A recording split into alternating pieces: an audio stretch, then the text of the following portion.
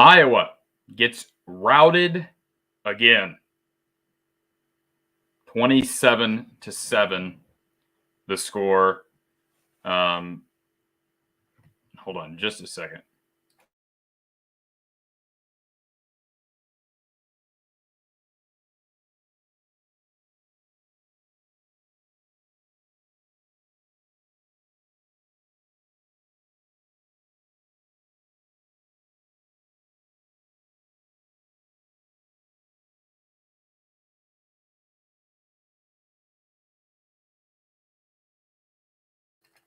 All right. Hopefully that sounds better. If someone could let me know in the chat if I sound clear. Having a few audio issues this morning or this evening, whatever it is, afternoon. And our lines are open, so if you want to call us, go ahead and call now. We'll let the lines fill up here.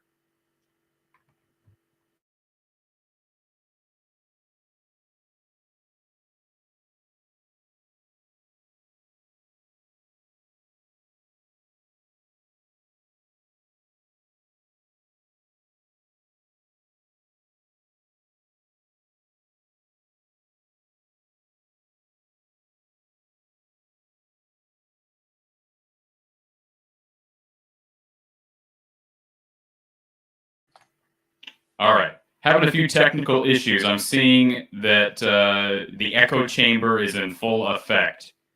Give me a moment. Let me see if I can fix these issues, and I will be right back with you. Apologize for the inconvenience there.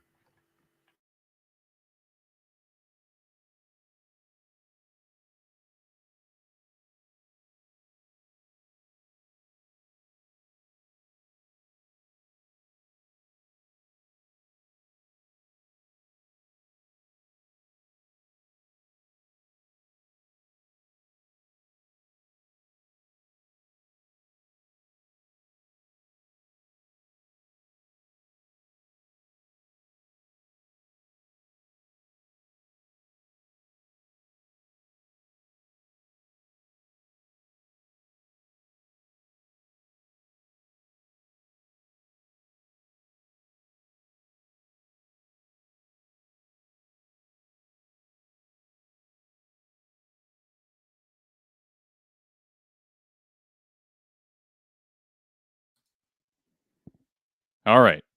Try it again. Please give me your feedback. Is it working now? Do I sound clear? If I don't, I guess we could just call it a day, given what we just saw on the football field. But please let me know if I sound better now. John says much better. So give me just a second. Let me.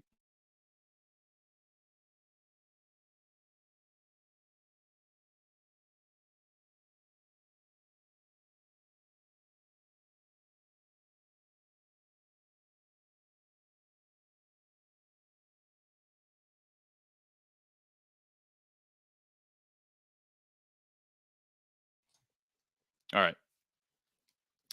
I think we're good now. I wish the Iowa offense could fix their issues as easy as I just fix my microphone issues. Iowa gets routed 27-17 against Wisconsin. Okay. Game was never close. It was a beat down from the beginning, very similar to Iowa losing to Purdue 24-7 2 weeks ago. Except they just lost in a different way. And that's not a good sign when you consistently, and they've done it 2 straight games now, consistently find a way to lose in different ways. That's not a good sign. Charles, what do you mean? He says, come on, Cory, we need you today. If you could explain what you mean by that, Charles, I'm here. I mean, I don't want to be here necessarily, although I enjoy talking to all of you. I don't really want to be talking about an Iowa loss, especially how they lost. Let's see here. Did I say 17? 27-7. 27-7, right? I have that wrong. 27-7. I watched it from beginning to end, unfortunately, and yeah, a pretty pathetic display. Hair Trigger 83 sums it up. What a pitiful performance from the offense yet again. And holy moly, those turnovers, they literally shot their whole foot off with those. Yep. Roberto, a Buckeye fan, chiming in here. He says, I'm just disappointed a good season of Iowa football being wasted here. 2 QB sneaks failed versus Purdue. Now this game, 2 fullback dives that failed. Obviously, Roberto, though, we understand that Iowa had dug themselves large holes prior to those play calls. So this is not just a 1 or 2 play call per game issue. But I understand I understand the frustration with the fullback dive in this game. I get it. Jeff Campbell, with 2 ugly losses in a row with a bye week in front of them, can you even justify, bye week in between them, can you even justify Iowa being in the top 25? No, I cannot. They are not a top 25 team right now, okay? And if the pollers keep them in the top 25 next week, shame on the AP poll, shame on the coaches poll. That would be absolutely ridiculous.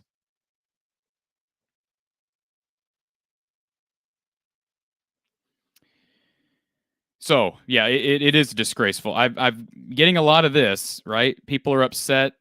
Fire Brian. I don't know that I go that far right now. I'm frustrated, and I can't say that I didn't say some things during the game that are along those same lines.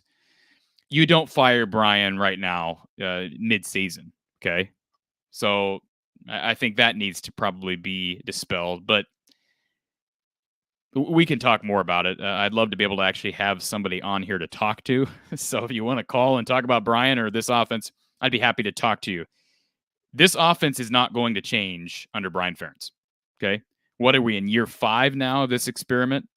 This is the Brian Ferentz offense. Okay. It's what it is. Now you can say, well, I've heard some people say, well, Kirk is not allowing Brian to do what he wants to do. Okay. The bottom line is Brian's not moving on until Kirk moves on. All right. And Kirk is, I think, here as long as he can in order to build the resume of his son, Brian Ferentz, to be the next head coach. And I don't think that's going to happen. I mean, I don't know how it can happen. This offense is not improving from year to year. All right. There just is no significant and consistent improvement, not only from year to year, just from game to game. This offense has not improved one lick since week 1 against Indiana. Not one lick. All right. Shout out to Little Lick.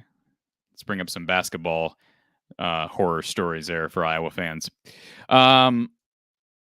John says, how to beat Iowa's defense, make sure their offense is on the field. Well, that doesn't help when you turn the ball over, 3 times in your own red zone? Ridiculous, right? I completely agree. Never seen a team start ranked number 19, win their way to number 2, and finish 6-6. I'm staring at it. Nah, I still don't think there's any way they finish 6-6. I said last week I could squint and see 8-4. I'd stand by that. I have a hard time seeing 7-5 or 6-6. I don't see Iowa losing 2 of 3 against the likes of Illinois, Northwestern, and Nebraska. Maybe I'm wrong. Good to have you here, Carlos. Appreciate the listening. I don't know if you're an Iowa fan, but certainly appreciate having you here. Ray says it's seriously time for major changes. That was embarrassing once again. I agree. There need to be changes. I'm not going to talk a whole lot about what I think as far as changes need to be made right now because we're mid-season. I understand it's 2 straight losses. It's ridiculous how this team has performed, especially the offense these last 2 weeks. But to me, it's not the right time to talk seriously about coaching staff changes. I'll be happy to have those conversations as we get closer to the end of the season and heading into the offseason. There's still a lot of football to be played, but I understand the frustration from fans like Ray. I absolutely do. Hair Trigger says, abysmal offensive performance. It all started with the offensive line and coaching. Absolutely right. And I put more on the coaching. Everybody wants to bash these kids. I'm not saying that the athletes are not ever deserved of criticism, right? But these are issues that we continue to see year after year after year. Looking back now, in 2019, Iowa's issues up front. Remember, and I've talked about it at length, but remember Iowa's problems with the interior of the line, specifically the Paulson twins. You recall on the road at Michigan, Iowa not being able to protect Nate Stanley. They lost that game 10-3. Same season, they lose at home in a low-scoring game against Penn State when Robert Windsor, the big defensive lineman for Penn State, continued to just bulldoze through the Paulson twins and hit Stanley, who was actually a hard guy to bring down. But Iowa was inept that season offensively because of it until later in the year, specifically the Holiday Bowl. And that's what Iowa does. We sometimes, as fans, overlook consistent ineptitude offensively because they have games every once in a while that give us hope, right? They put us on the edge of our seats. You think about 2017 at home against Ohio State. You think about 2019 against USC in the Holiday Bowl. There are games where all of a sudden we're like, man, maybe we're more athletic than we thought. Maybe Brian Ferentz is turning into an elite play caller. What happens, though? Every time that happens, what ends up happening? Well, the next game after 2019 was a Purdue loss, which followed by a Northwestern loss. Of course, I'm talking about 2020. Those were the next two games after destroying USC in the 2019 Holiday Bowl. They followed it up with two straight losses to unranked teams, including blowing a 17-point lead at home to Northwestern last year. Then they win 12 straight, including a blowout victory to Maryland, a win at home to Penn State, which we call the biggest win in home history. And they come back, lose 24-7 at home to Purdue, who's unranked and doesn't deserve to be ranked, by the way. And now they've lost 27-7 against Wisconsin. This is consistent ineptitude from the Iowa offense, and it's not a one-year issue.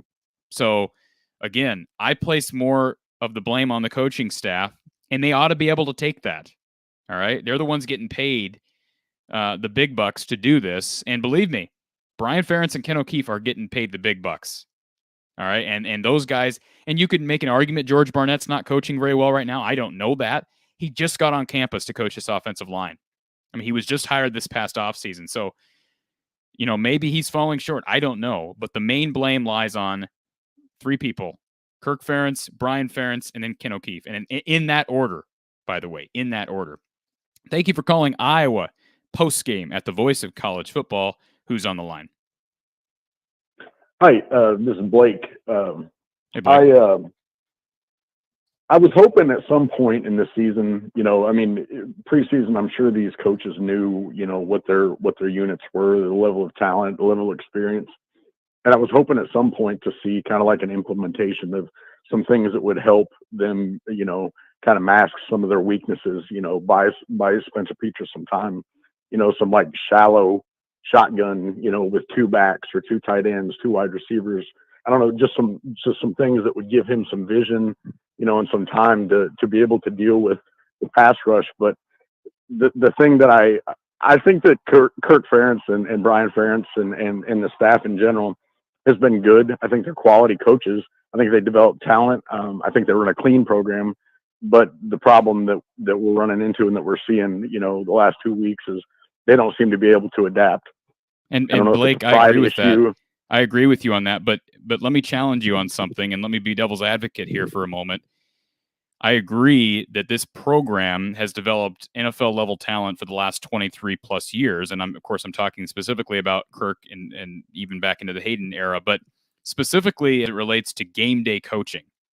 Can anybody make a valid argument that this coaching staff is effective on game day ever? When are we ever effective on game day? I mean, that's kind of a wide-reaching question. I mean, do we win? When's the last time you remember? Now, you could bring up Penn State with the Nico Reganey catch, but I talked about it prior to this game, Blake. When does Iowa ever break tendencies? When do they ever go out? I mean, if you're gonna break tendency and do something different to combat, like you said, a really strong pass rush or a subpar offensive line on your end, you're going to do it against Wisconsin. We saw no creativity today. We saw no ingenuity from play calling. And I place that on the coaching staff. Who else are we going to blame for it? I mean, everybody wants to blame Spencer Petras, but he's got to go with what's called in the sideline. And right now, there's just no creativity, in my opinion. Oh, yeah. I mean, that to me, that's the primary downfall of our coaching staff. We're limited, in what we're able to, or what we're willing to put into play, on game day. I mean, I'm completely with you. Like I said, it wouldn't, to me, even like mid-season, it wouldn't be that difficult to start, developing some, like I said, some Dan Marino kind of, Kurt Warner, just shallow shotgun kinds of things. I mean, it's not that hard. You're dealing with Karlaftis and Purdue and, a pretty strong offensive line. To me, that sends a signal. Hey, look, we've got some serious problems. If you didn't see him the 6 weeks before, in week 7, we got our ass kicked. Pardon my French. Sorry. Yeah.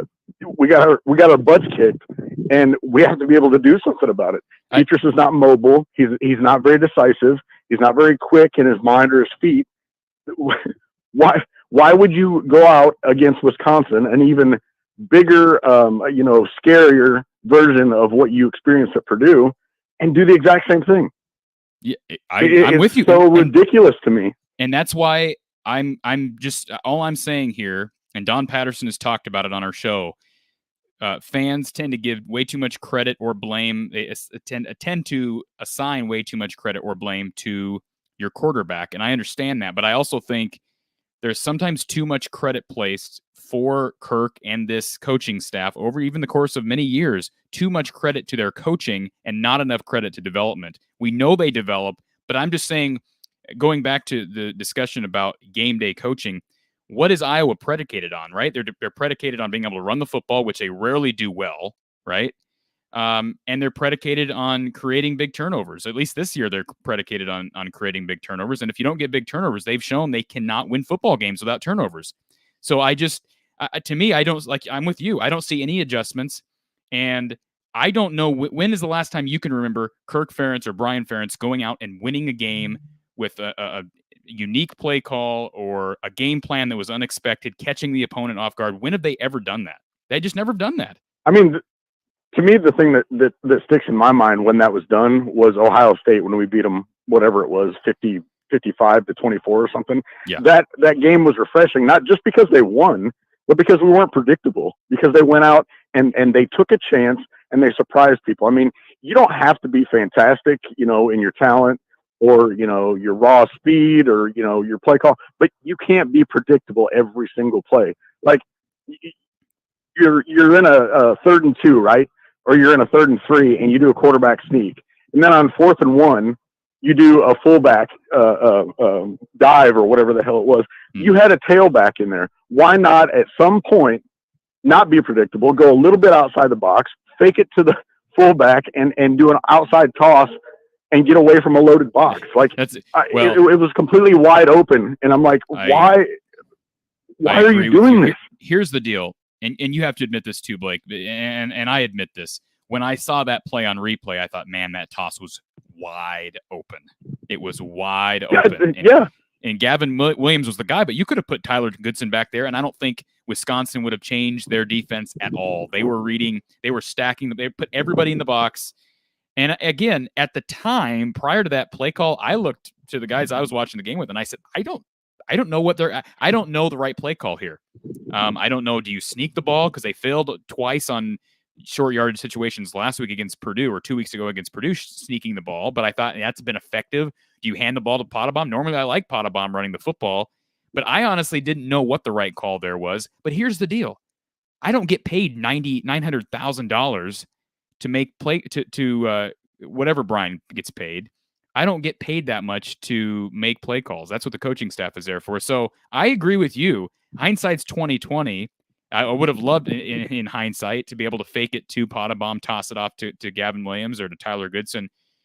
But this is just you brought up last week. It's this week. It's every single situation. It seems like game situations, and we're not even bringing up time and clock management, taking the knee at the end of the first half last week. This is a consistent thing, game after game after game, and that's my frustration today, and I'm sure it's yours as well.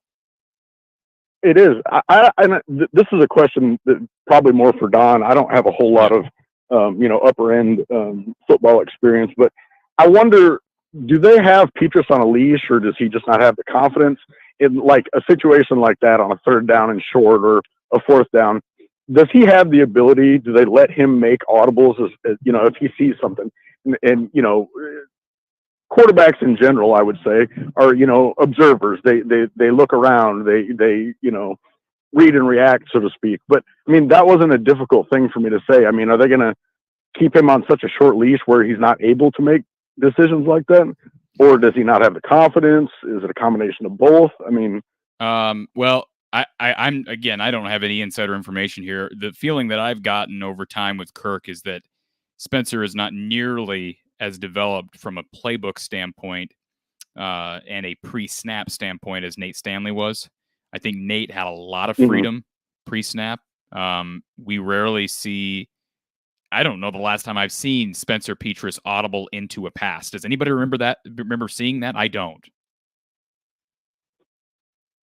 I mean, and from one year to the next, I mean, you deal with different problems, gaps in your players and your depth and all that kind of stuff.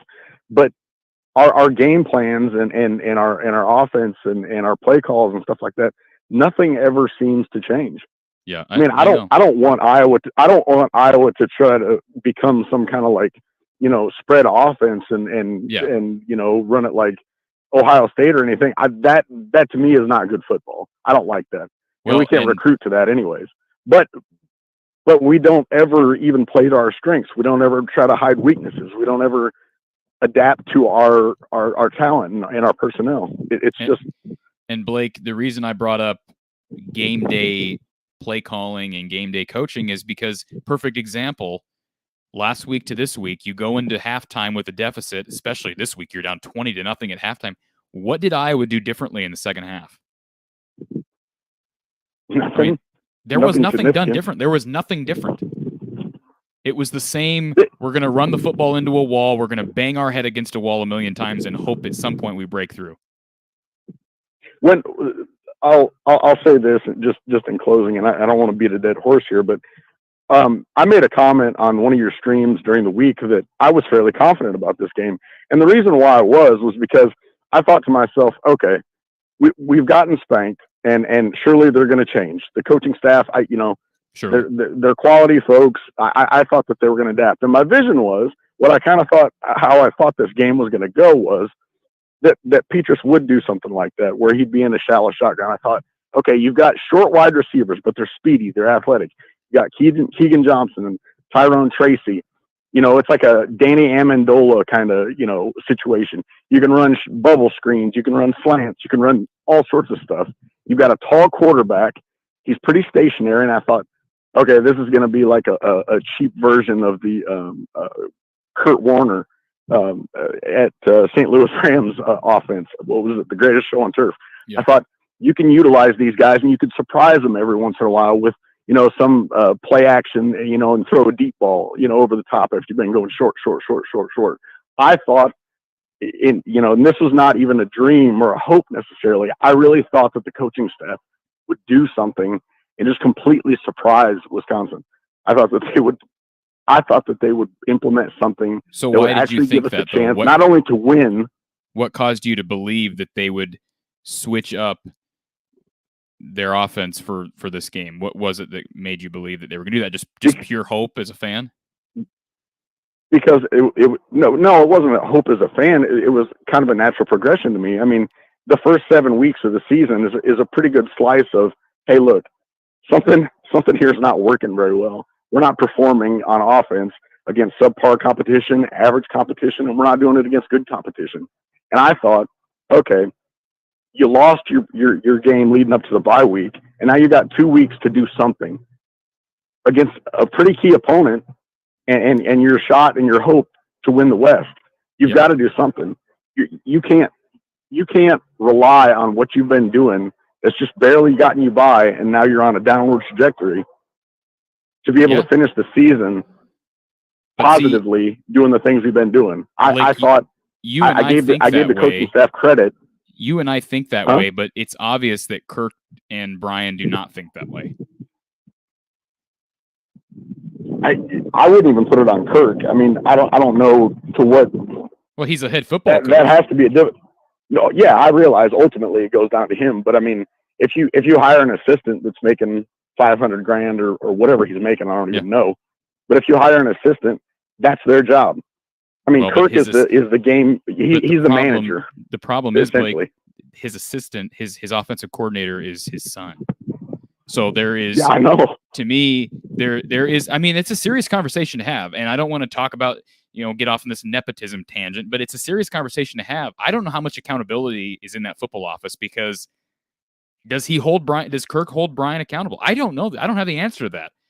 This hasn't only been a Brian Ferentz issue. The offense was inept at many points during the Greg Davis era, and even during the Ken O'Keefe era, it wasn't great. So, again, what's the common theme throughout all that? Did Brian Ferentz take over as OC? I don't know. Wasn't it like 2016? I would say that Greg Davis was the head coach for the 12-0, or the head coach. Greg Davis was the OC during the 12-0 season.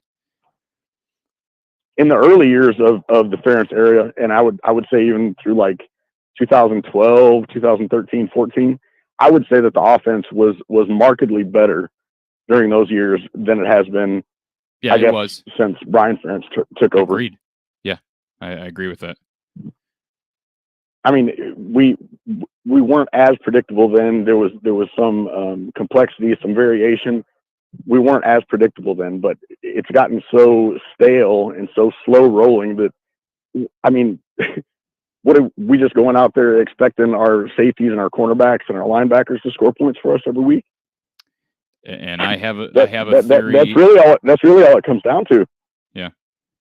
I have a theory as to why Iowa has regressed offensively over the course of the last 5 years, but I can talk about that later in the show. And I don't want to just spend time ripping Brian and Ken O'Keefe, because there's much more involved here. But let's remember this, and I'll leave you with this, Blake, and I do want to take our next caller here, but I'll leave you with this. As far as the offensive line issues are concerned, keep in mind that Kirk Ferentz spends the majority of his time during practice with the offensive line. So everybody wants to blame the players or blame George Barnett. Kirk Ferentz is an offensive line coach. So right now, technique is not good. Certainly development needs to get better as far as strength and speed, but technique is not good right now. And Don Patterson brought that out after the Purdue loss. That's a concern right now. If 7 games, or 8 games now into the season, Iowa offensive linemen don't have good technique on their pass blocking, that's a concern. I had previously said that I thought Bob Stoops was going to take over, and I thought Ferentz was going to retire after this year.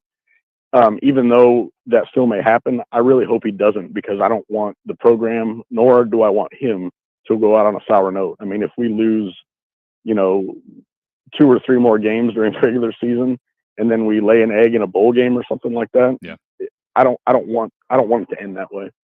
I don't either. I like Kirk Ferentz, and a lot of time left in the season for this ship to get righted. But I agree with you.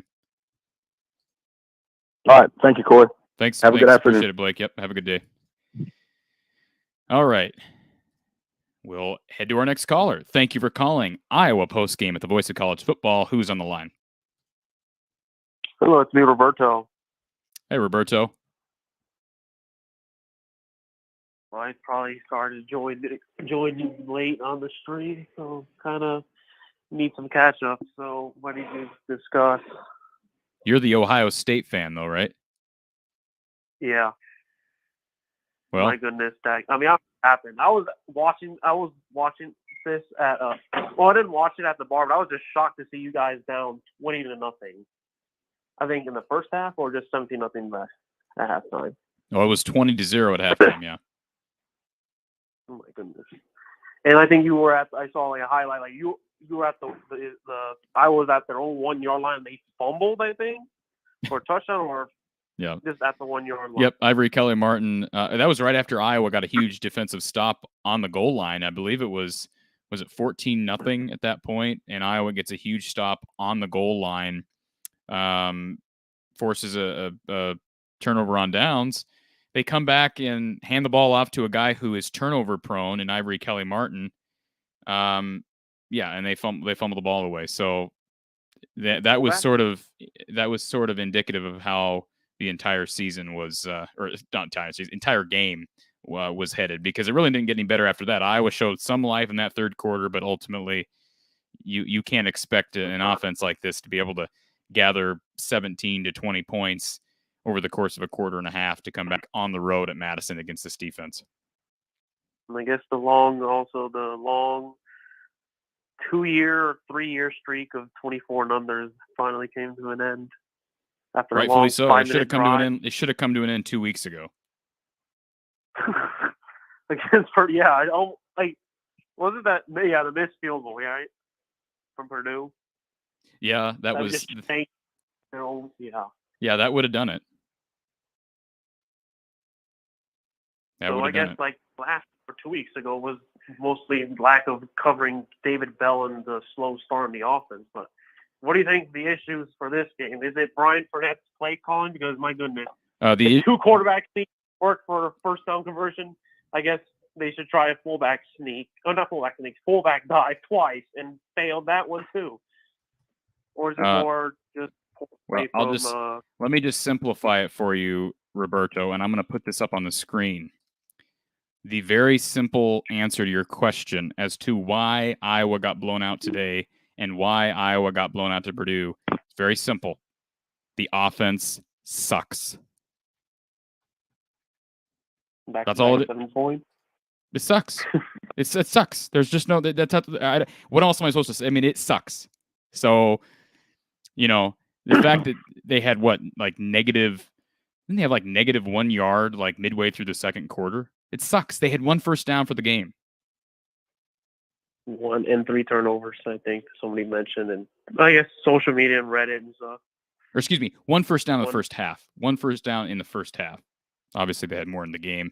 Most of them came in garbage time, but they did have, again, they had a couple nice drives in the third quarter, but you can't fall down 20-0. And again, those were created by turnovers. This defense didn't play its best game, but I thought they played just fine. When you're out there constantly and you're having to find a way to stop a Wisconsin run that features a couple really talented young backs and an offensive line who's a lot better than Iowa's, that's a tall order for this defense. Mm-hmm.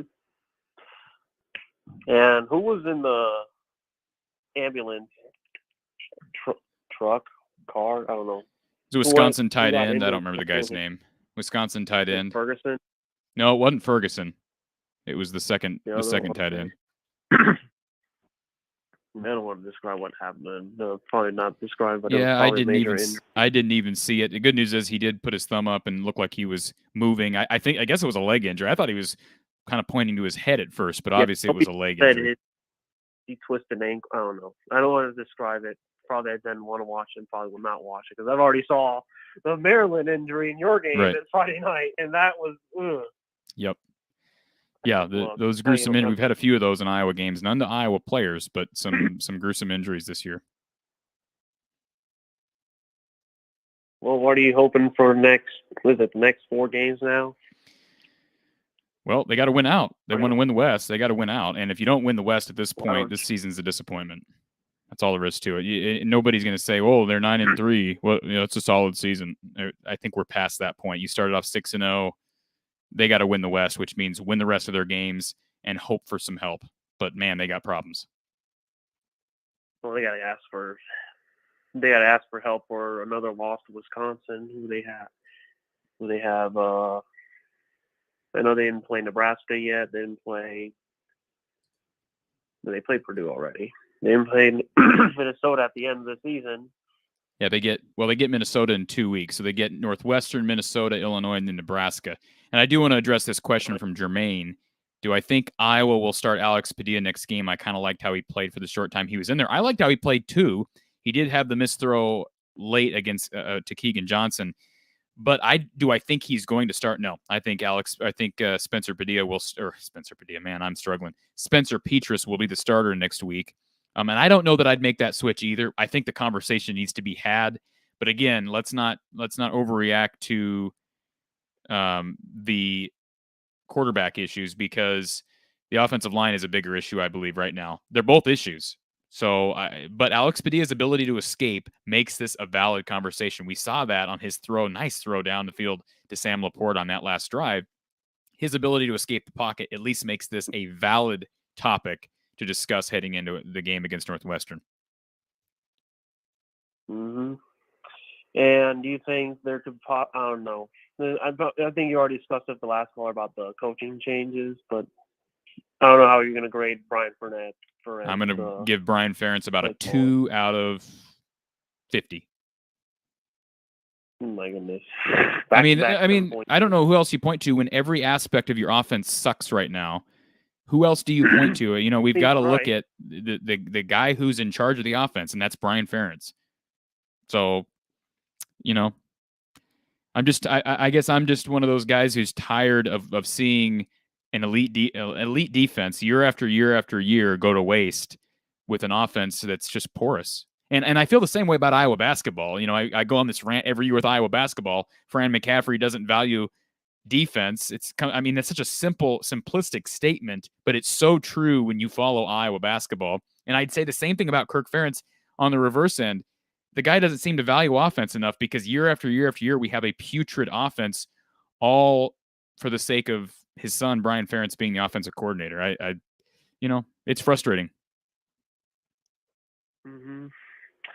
I mean, how much can you keep this up? Especially, like, even the last loss for Purdue, when you mentioned about David Bell having these hot games the past 2 seasons as well, it's kind of giving me, I know you're a fan of Iowa, an Ohio State fan, but like that type of stuff should give you red flags about how your coaches are going to prepare for games. And giving those explosive games from one receiver, almost outgaining an entire offense, is unacceptable. I agree. The lack of show from the offense in this game is unacceptable. So they have to, I don't know, huddle up, regroup, and I don't know, the athletic director has to make some discussions about what they're doing for this team. Not because I know it's only 2 losses, but that 2 losses is now putting you behind Wisconsin and Minnesota right now. And they have to make a major bounce back and do something about the offense. I couldn't agree more. All right. Well, that's it for me. All right. Thanks, Roberto. Thanks for calling in. We'll talk to you next week. All right. Thank you. All right. Before we get to our next caller, I did want to run through a couple comments here because I'm getting behind. Charles Spencer, does Brian need to go up into the booth? I don't know why that would make a difference. To me, he needs to go somewhere, but it's not the booth. Next question. Kirk and Brian need to be fired. Kirk does not need to be fired, okay? Kirk has built up way too much of a I love Kirk, okay? I'm not trying to question Kirk as a human being. I do wonder if Kirk is more loyal to his son than to the success of this program. And I know that sounds harsh, but that's the reality of things.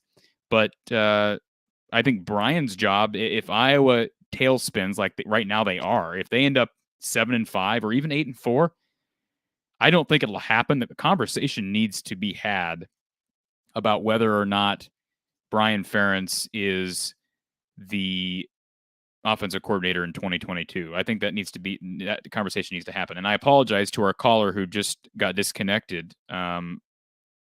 Apologize for that and appreciate you waiting. Call us back if that was an accident. Hopefully it was 860-499-3332. 860-499-3332. Let me throw the number up here. So for anybody that wants to call and vent, and I'm venting a bit, so I appreciate everybody being able to listen to me rant. Hair Trigger 83 says Brian needs to be an offensive line coach and not the OC. I don't know why Brian needs to be any coach at Iowa. I'm not saying he shouldn't be or he should be, but why do we need to assume he needs to be anywhere? What has he done in the coaching realm that qualifies him to be the offensive coordinator at Iowa or be any position coach at Iowa? I mean, he was high. He worked with the Patriots. his dad has a connection with Bill Belichick. They coached together in Cleveland. So again, what qualifications does Brian have to be on this coaching staff? I'm not a Brian Ferentz hater, but I'm just saying, and I'm not saying Hair Trigger is assuming that he deserves to be on this staff, but to me, there is no way to look at what he's done and say, man, he's qualified, or look at his resume and say, man, that guy's qualified to be an offensive coordinator in the Big Ten. He got the job because his dad is Kirk Ferentz. That's just the bottom line. So either he's the OC or he's not getting demoted, right? He's not getting demoted. So, and again, I'd rather have those conversations later in the year. Ray says, time to ditch both of them. We were tired of this story. Again, I'm not going so far to say that either guy needs to be fired, especially Kirk, but Brian needs to be under some scrutiny right now. Hair Trigger says, I see a loss to Nebraska and Minnesota at this point, wins against Northwestern Illinois, which would put Iowa at 8-4, which is a disappointing season given the start. No question about it. Springtime 0502, Brian has good games. Yeah, but it's not consistent. And you know what? Look at the numbers. Anybody who wants to make this claim that, well, look at Ohio State and look at the USC game and, look at the Maryland game this year. Those are the odd games out. Those are the outliers. Those are not the norm. What we saw today, that is the norm of Iowa's offense under Brian Ferentz. That is the norm. What we just saw today. Let's pop it back up there for anybody that missed it. The norm for Iowa's offense. Where is it? Let me find it. The norm for Iowa's offense is this. 7 points against Wisconsin. 7 points against Purdue. We can talk all day about what would have happened in that Penn State game. I am all on board with the idea now that I think Iowa would have lost that game to Penn State had Sean Clifford stayed in the game. That's all speculation. Thank you for calling Iowa Postgame at the Voice of College Football. Who's on the line?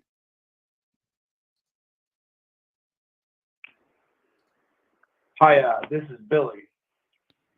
Hey, Billy, did we get disconnected a moment ago? Yeah. Thanks for calling. I just, I love your show. Recent this year. I love the show. I'm frustrated, as all of us are.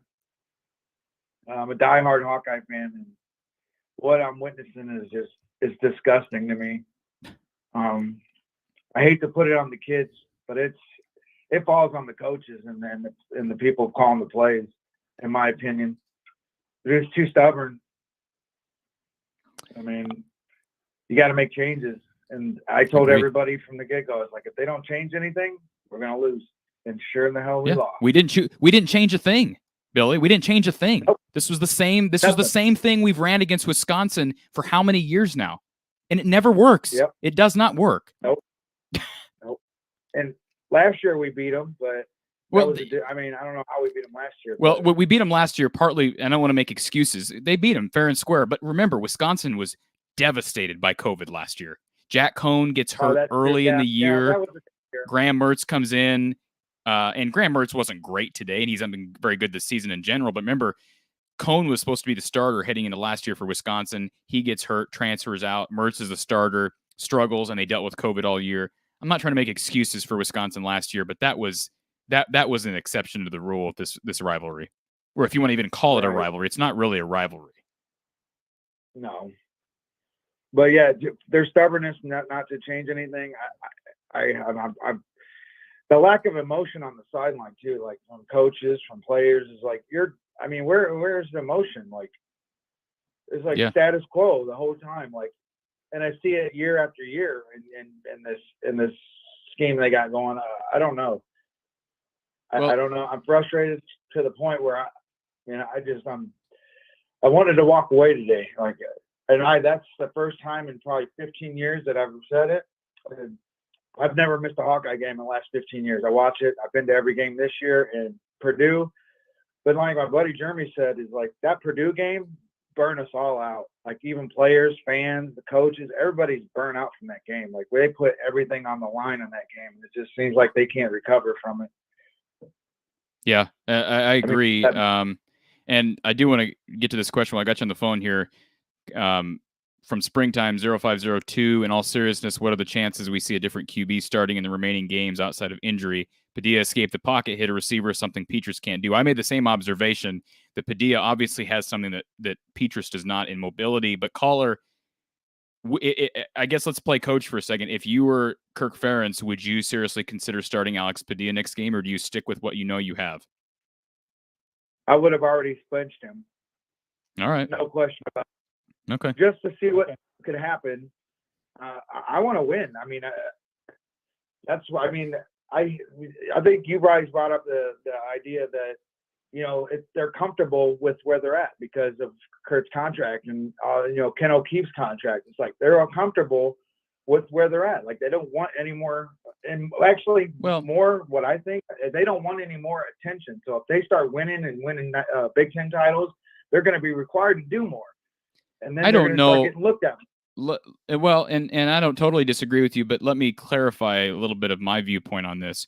I'm not saying Kirk doesn't care to win more or they don't want to win more, but what I've said in the past is that I believe Kirk Ferentz's contract does not ignite a flame or ignite motivation to win Big Ten titles, to make the college football playoff.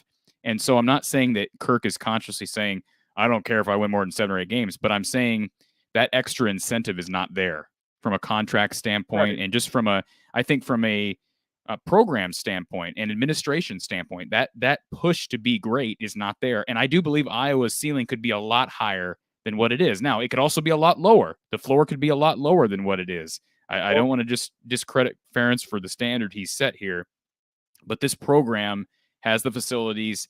I think it has the finances. It has the fan support in the state to be a team that can compete for Big Ten titles at least every few years. And right now they are simply not. They should be already. I mean, this isn't, I'm taking this too hard, but because I've been through, you know, worse seasons and worse losses. So, but I don't know why this year, these last two really are hard. It's just frustrating as a fan to see the stubbornness. Like, I mean, you go, I told everybody, man, on these forums that I'm on, they're like, yeah, go hard, we're going to beat them. And talking all, you know, I think that too, but realistically, if they don't change anything and they keep playing like they did against Purdue, you're going to lose. And they showed it today. Stubbornness to stay with the same thing. Just run the ball. Like you said, I don't know how long ago it was, but they stick with the same, like they have like 6 plays and that's it. And they don't veer off from it no matter what. It's like, we're down. Years ago, I said that when they were losing by like 30, 20 points, it's like they're running 2-yard gains or 2-yard passes, check downs, boom, 2 yards. I was like, you need 10 yards to get a first down. You're down a lot of points. You need to move the ball. Yeah. I don't know. I understand your frustration, caller. Believe me. Well, I love your show. And is Coach Don going to be on later? Good question. Don will not be on with us today. He's joining us tomorrow night for a special edition of Iowa Live at 7 p.m. Central Time. Don is actually back with his former team, a team that he coached prior to his retirement, Western Illinois. So he's at the Western Illinois State game. So he did not actually watch the Iowa-Wisconsin game live, but he will be with us to break it down tomorrow night at 7. Okay, yeah, I actually knew that, so I don't know why I asked that. I watched your son too, so appreciate it. I'll leave it at that. It's frustrating, but I mean, hopefully we get back on a better track. Because if not, and this season could really get ugly. I mean, it's already ugly, but we could drop 6 in a row and go 6-6. Yeah. Or they could, or they could win out and make the Big Ten title game still. So there's still things to play for. There is. So I didn't want to be, sound like I'm the sky's falling guy, but right.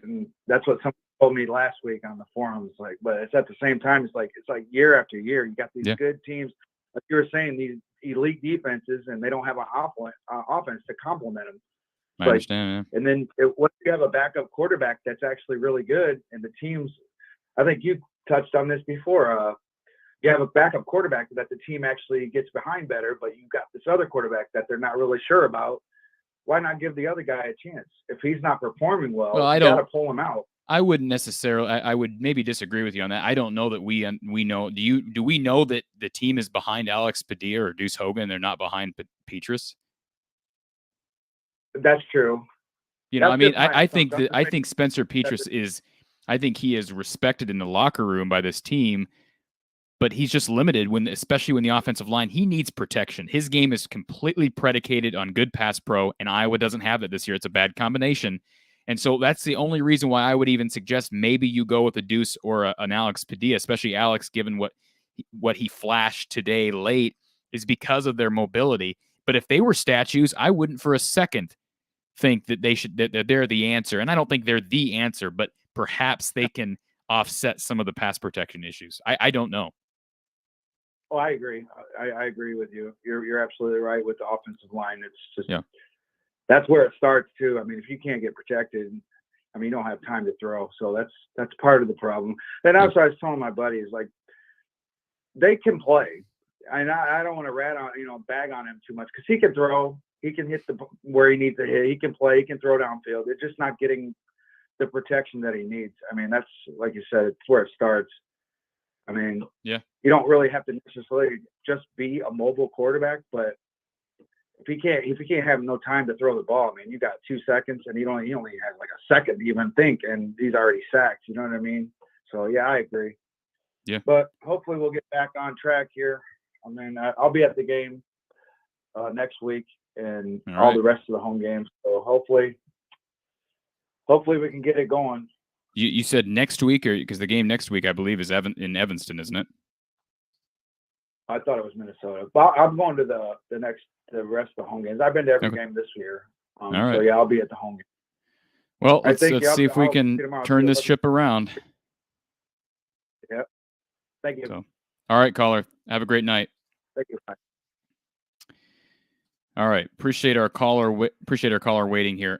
Before we get to this next call, I want to address a couple questions. One from Danimal. He says, do you think the past 2 games would push away Xavier Wampa? I don't think so. The defense is still really, really good. The offense is what it is. Remember, these kids have seen Iowa's offense struggle their entire lives. So I don't think these 2 games are going to shift Xavier and Wampa. I'm guessing that Wampa knows where he's going anyways, whether that's Iowa or not. I probably wouldn't predict Iowa, but who knows? All right. Yep. And then one other comment here from our listener. They should have put Xavier Williams in. The defense isn't the issue right now. And I think we need to – I'm not saying Xavier Williams is not capable of playing defensive back. Certainly they're depleted right now without Roberts and without Moss. But, you know, the discussion of Xavier Williams, I've heard a couple other people bring that up. That's not the difference right now. Iowa's offense is the difference, and it's putrid. All right. Thank you for calling Iowa Postgame at the Voice of College Football. Who's on the line? Hey, Cory, this is Vincent. Hey, Vincent, how are you? Not too bad. Well, let me rephrase that. Not all that great after watching today's performance. I can relate. I thought I was the only one who loses my hair once I watch these kind of games, but just tuning into your show, I see you get just as frustrated with. Yeah, and I'm not. I hope I'm not ranting too much for people's liking. I try to stay balanced and level-headed. But I'm past the point of kind of making excuses. It's such a pattern of behavior that it gets to the point where something has to change. I absolutely agree with you. And you know what's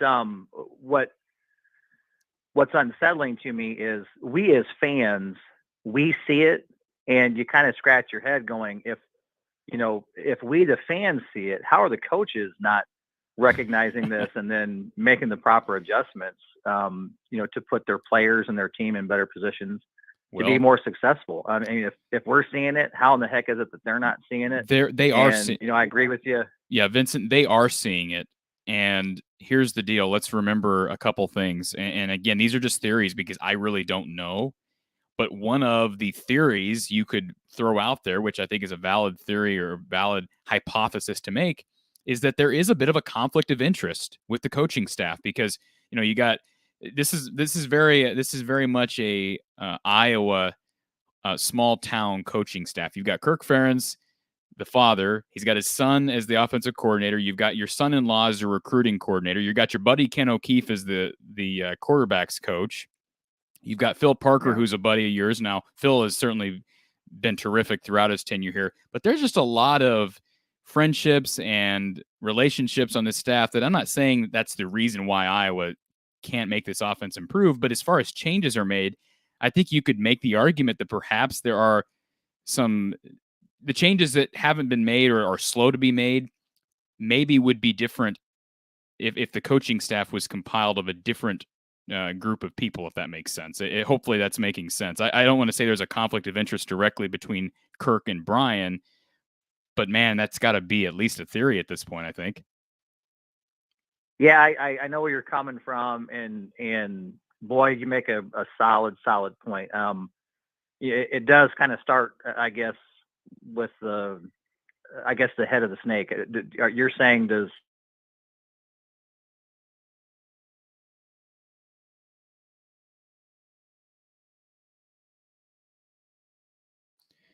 Well, I don't know what the issues are as far as why there's a lack of change, play calling, why we can't break tendency more. For years, I've kind of always, everybody called him conservative Kirk, or everybody when he started making allowing LeVar Woods to make some changes with special teams, what they call him, new Kirk or whatever. I think Kirk 2.0. Yeah, Kirk 2.0. For years, I have excused the offensive coordinator because I've assumed, well, Kirk is just conservative. This is just who Kirk is, blah, blah, blah, blah, blah, blah, blah, blah, blah. But, for the most part over the years, conservative Kirk has won a lot of football games. But the issue is when changes need to be made, and I think there need to be changes made at this point with this coaching. I don't want to say the coaching staff, but certainly the offense, wherever that comes from, there needs to be changes made. I just wonder, I question whether or not the changes are slow to happen because of the makeup of the staff, specifically Brian Ferentz being Kirk's son. Because I tweeted it. I didn't tweet this. Actually, I didn't tweet it. I almost tweeted this during the game, that I do believe that at any other school at this point, okay, assuming Brian Ferentz started in whatever it was, 16 or 17, I believe, and I could be wrong, but at any other Power 5 school, Brian Ferentz would no longer be the coach right here, the offensive coordinator at whatever school. And I'm not saying he would have been fired, but he would not still be here because he's done nothing offensively since he's gotten here, with the exception being, again, USC and Ohio State and these little outliers that we like to point towards. To me, the qualifications just aren't there. And it's not like we're overreacting. We've seen this for 4 or 5 years now. Yeah. Our opponents know. I've watched so many preview.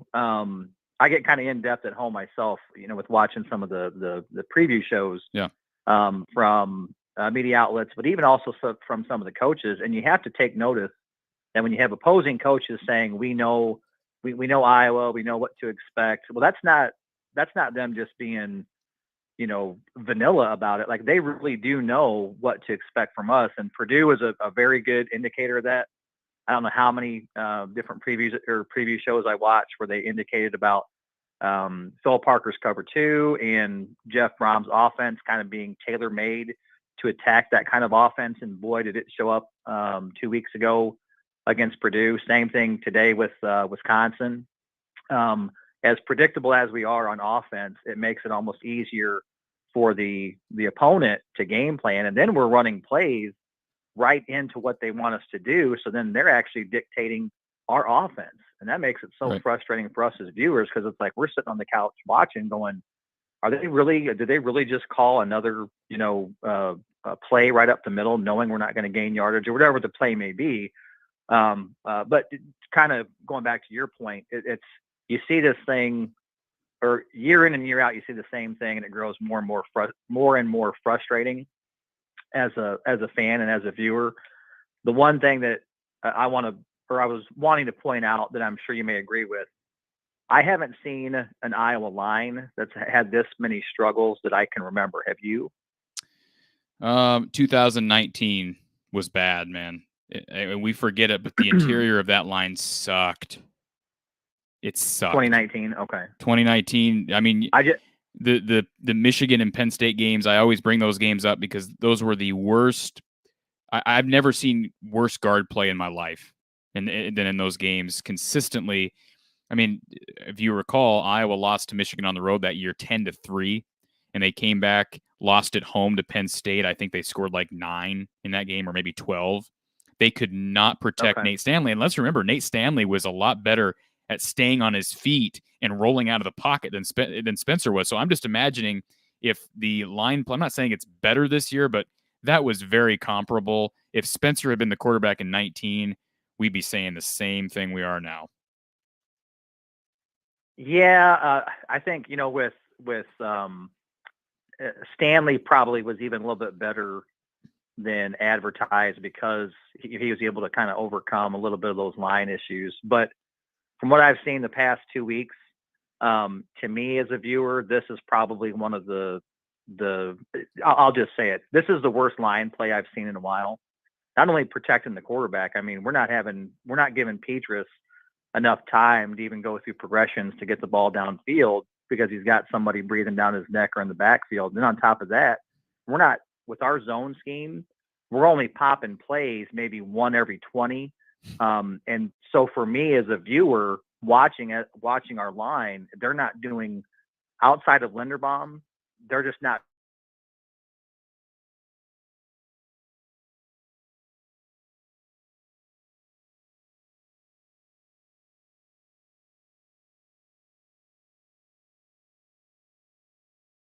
As a line coming along, and Brian and Kirk always give the same answer of, they're progressing. Each game is game experience.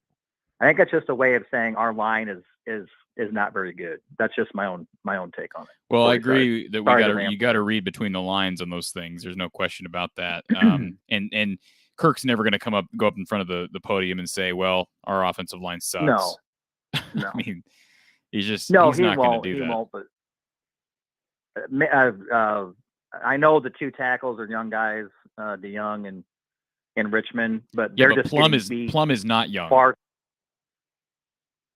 No, Plum is he's a sophomore or junior.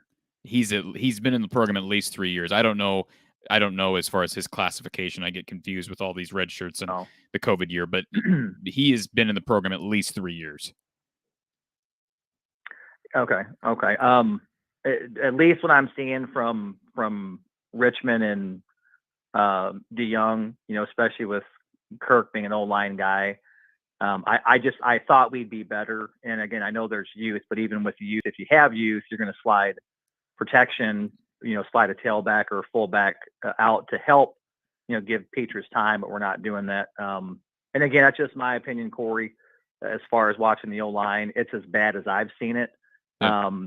It's almost our Achilles heel at this point because we can't run block all that well, and we sure can't pass protect as well as we should. Well, I'll just have you do one thing, and then I'll be anxious to hear from you the next time you call in, Vincent. But I encourage you, go back and watch Iowa, Michigan 2019. You can even watch the condensed versions of those games on YouTube or something. But watch Iowa, Michigan 2019, and then watch Iowa, Penn State 2019. And I'd be anxious to hear from you from an outside perspective how you would compare some of the issues that you see on tape in those games. No, I will. And if I remember right, our guards were Banwart and Render, right? You say Render? Wasn't it Cole Banwart? No. Yeah, wasn't it Keegan Render and no? Well, Banwart was, I don't remember if that was the year. Banwart may have been hurt throughout that year, but the Paulson twins were the sort of the mainstays at guard. That's all. No disrespect to those guys, but that's all you had to say. Nope, well, I got you. That's what I'm saying. And I think Yep, I got what you're saying. Ince would have been Cody Ince was a freshman. I think Britt was a freshman. Those guys rotated in, but man, they struggled. And I think Banwart did get hurt that year, if I recall. So his injury didn't help. But yeah, the Paulson twins struggled. Okay, yeah. Once you said the Paulson twins, I know what you're talking about. I certainly appreciate the call. Always love catching your show, Cory. There was one other thing I was gonna touch on. I can't think of it now. Oh, you're free to call back. Anyway, if I got something else, I might call back. But sure. Yeah, we'll have to hope for some a better outcome next week, and hopefully we see some more offense. But unfortunately, I doubt it. Well, just remember, Vincent, we do have Don Patterson coming on tomorrow evening too. So if you think of a question for Don, feel free to give us a call tomorrow. I probably will. I was thinking he'd be on today because I was going to ask him myself. Yeah. As an offensive-minded coach, are you going to do? What would you have done different? And I know you would have done something different. What would you be doing differently with our offense? And I would guess that Don would have something different to say. And me, I've coached here locally locally here at the high school level. Yeah. And I've always said to myself, if you know you're struggling at certain positions or you haven't had the talent that you had in the past, you have to play to your strengths and get yourself in the best positions to be successful with the players that you have. And Yeah. I don't feel that I was doing that. I agree. I don't want to get rambling again, Cory, but yeah, if the opportunity comes up tomorrow, I'll certainly give him a call, and that's probably what I'd ask him. So appreciate it, Vincent. Thanks for the call. We'll talk to you soon. Thanks for listening, Cory. Appreciate it, bud. Okay. Appreciate the calls and the input. The only thing I don't really feel is appropriate to talk about right now is firing people because, and it's not because they're 6-2. It's because we're still in the middle of a season, and I just don't believe in the Ed Orgeron route of firing a guy midseason or the USC route. I just, and I'm not talking about Kirk. I'm talking about position coaches. I just don't think you do that unless there is a deep-seated issue within the locker room. But I think those conversations, the blame game, listen, the team loses as a team, right? I mean, these guys lose as a team, but ultimately it comes back to coaches. I'm not going to sit here and rip players. Do I think Petrus has been great this year? No, I thought he was pretty good through the first 5. Well, trying to think here. He really wasn't that good against Penn State. He was okay, made the big throw to Reganey. He was good through the first 5 games. Not great, but he was suffice. Now it helps when your defense is creating tons of turnovers. But he I think of the Colorado State game. Now I know you're going to respond to all this Colorado State, but he made some big throws in that game with that team down to Colorado State at halftime. Came back in the second half, had a huge third quarter, and won the game for him. I give Petrus a lot of credit in that game. Keegan Johnson obviously had a huge role in that game. But I don't want to just sit here and rip players because this falls back on the coaches. And it doesn't mean that I'm saying they need to be fired. I'm saying coaches need to take accountability, and maybe they are. I don't know. I do wish at times that we would hear more accountability publicly during media availability. For instance, last week, I love Phil Parker, but when Phil Parker was asked about their issues covering David Bell again in the Purdue game, his response was basically, well, we really didn't get a solid pass rush, and that really hurts. And maybe that's true. I do think that's a factor. I think Iowa's defensive line is actually underperforming right now. The defense is still performing at an exceptional level, but the defensive line is not quite as good as we were hoping they'd be.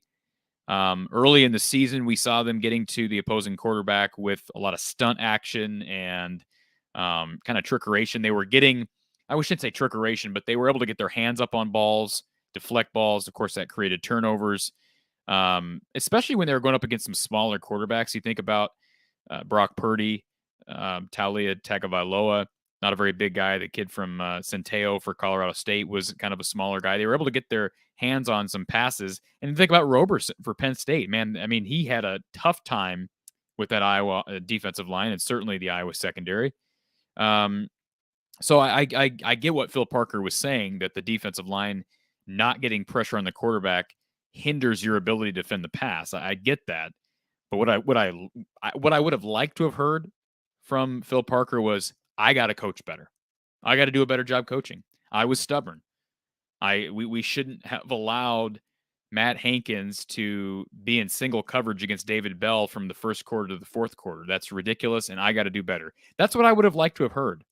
And I would think as a player, that's what you want to hear from your coach. All right. You understand that you're the guy going out there and playing the football game. They understand that. But as a player, you want to hear your coach take a responsibility and accountability. And not only does that make you feel closer to your head coach or your position coach, but it teaches you accountability. And I think most of these kids have shown a good level of accountability. But to me, when your coach goes in front of the media and takes that sort of accountability, it takes that responsibility on, to me, that's impressive. And to me, that only is going to draw a player closer to a coach. So again, not trying to zero in on Phil Parker, but that's just a microcosm of, I think, what I'd like to see more of, and that is publicly saying we got to coach better. That's something Hayden Fry would say all the time. I had a conversation with Don Patterson about this the other day.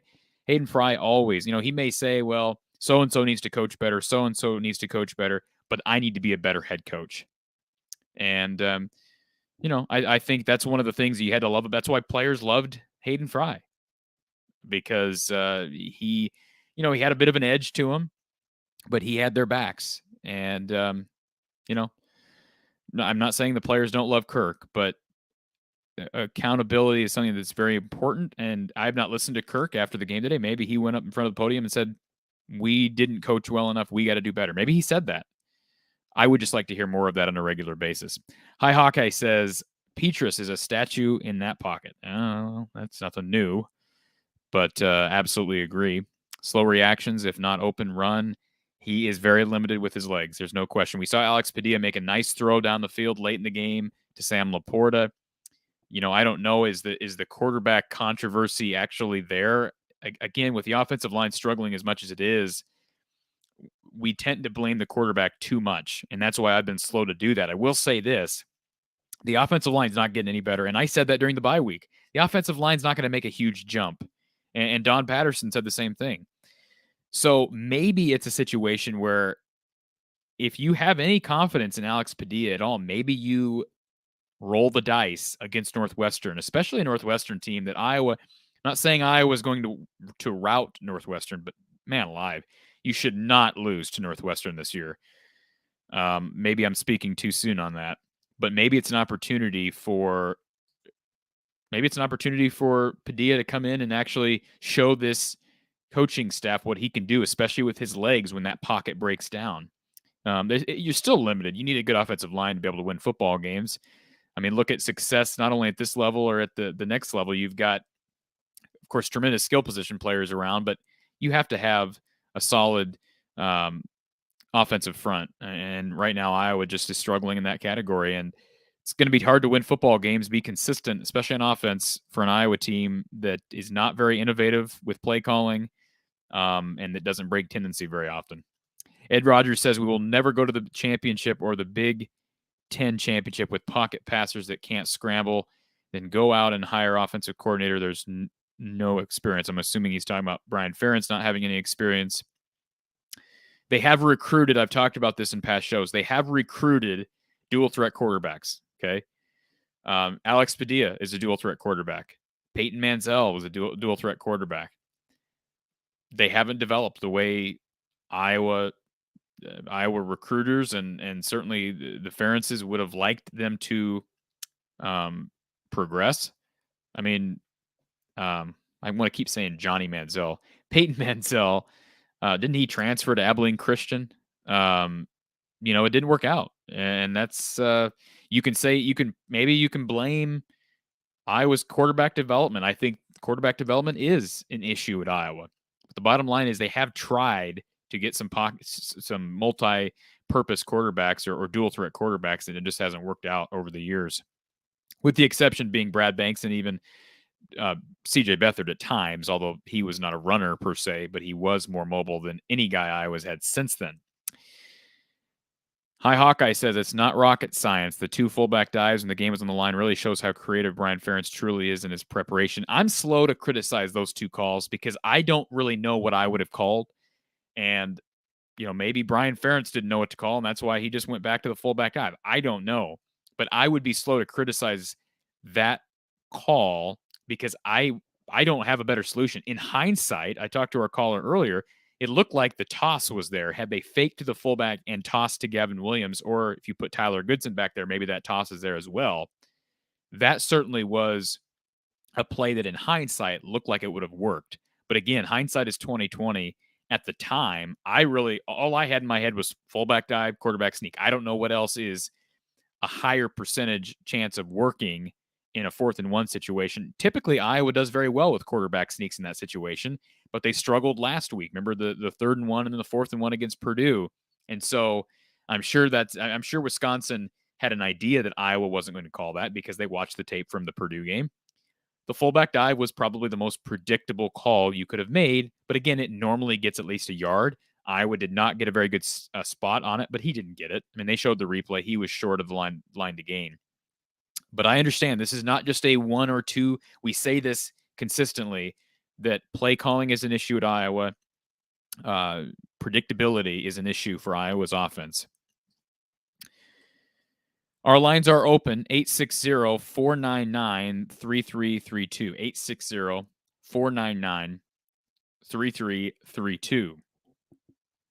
Appreciate all the calls this afternoon.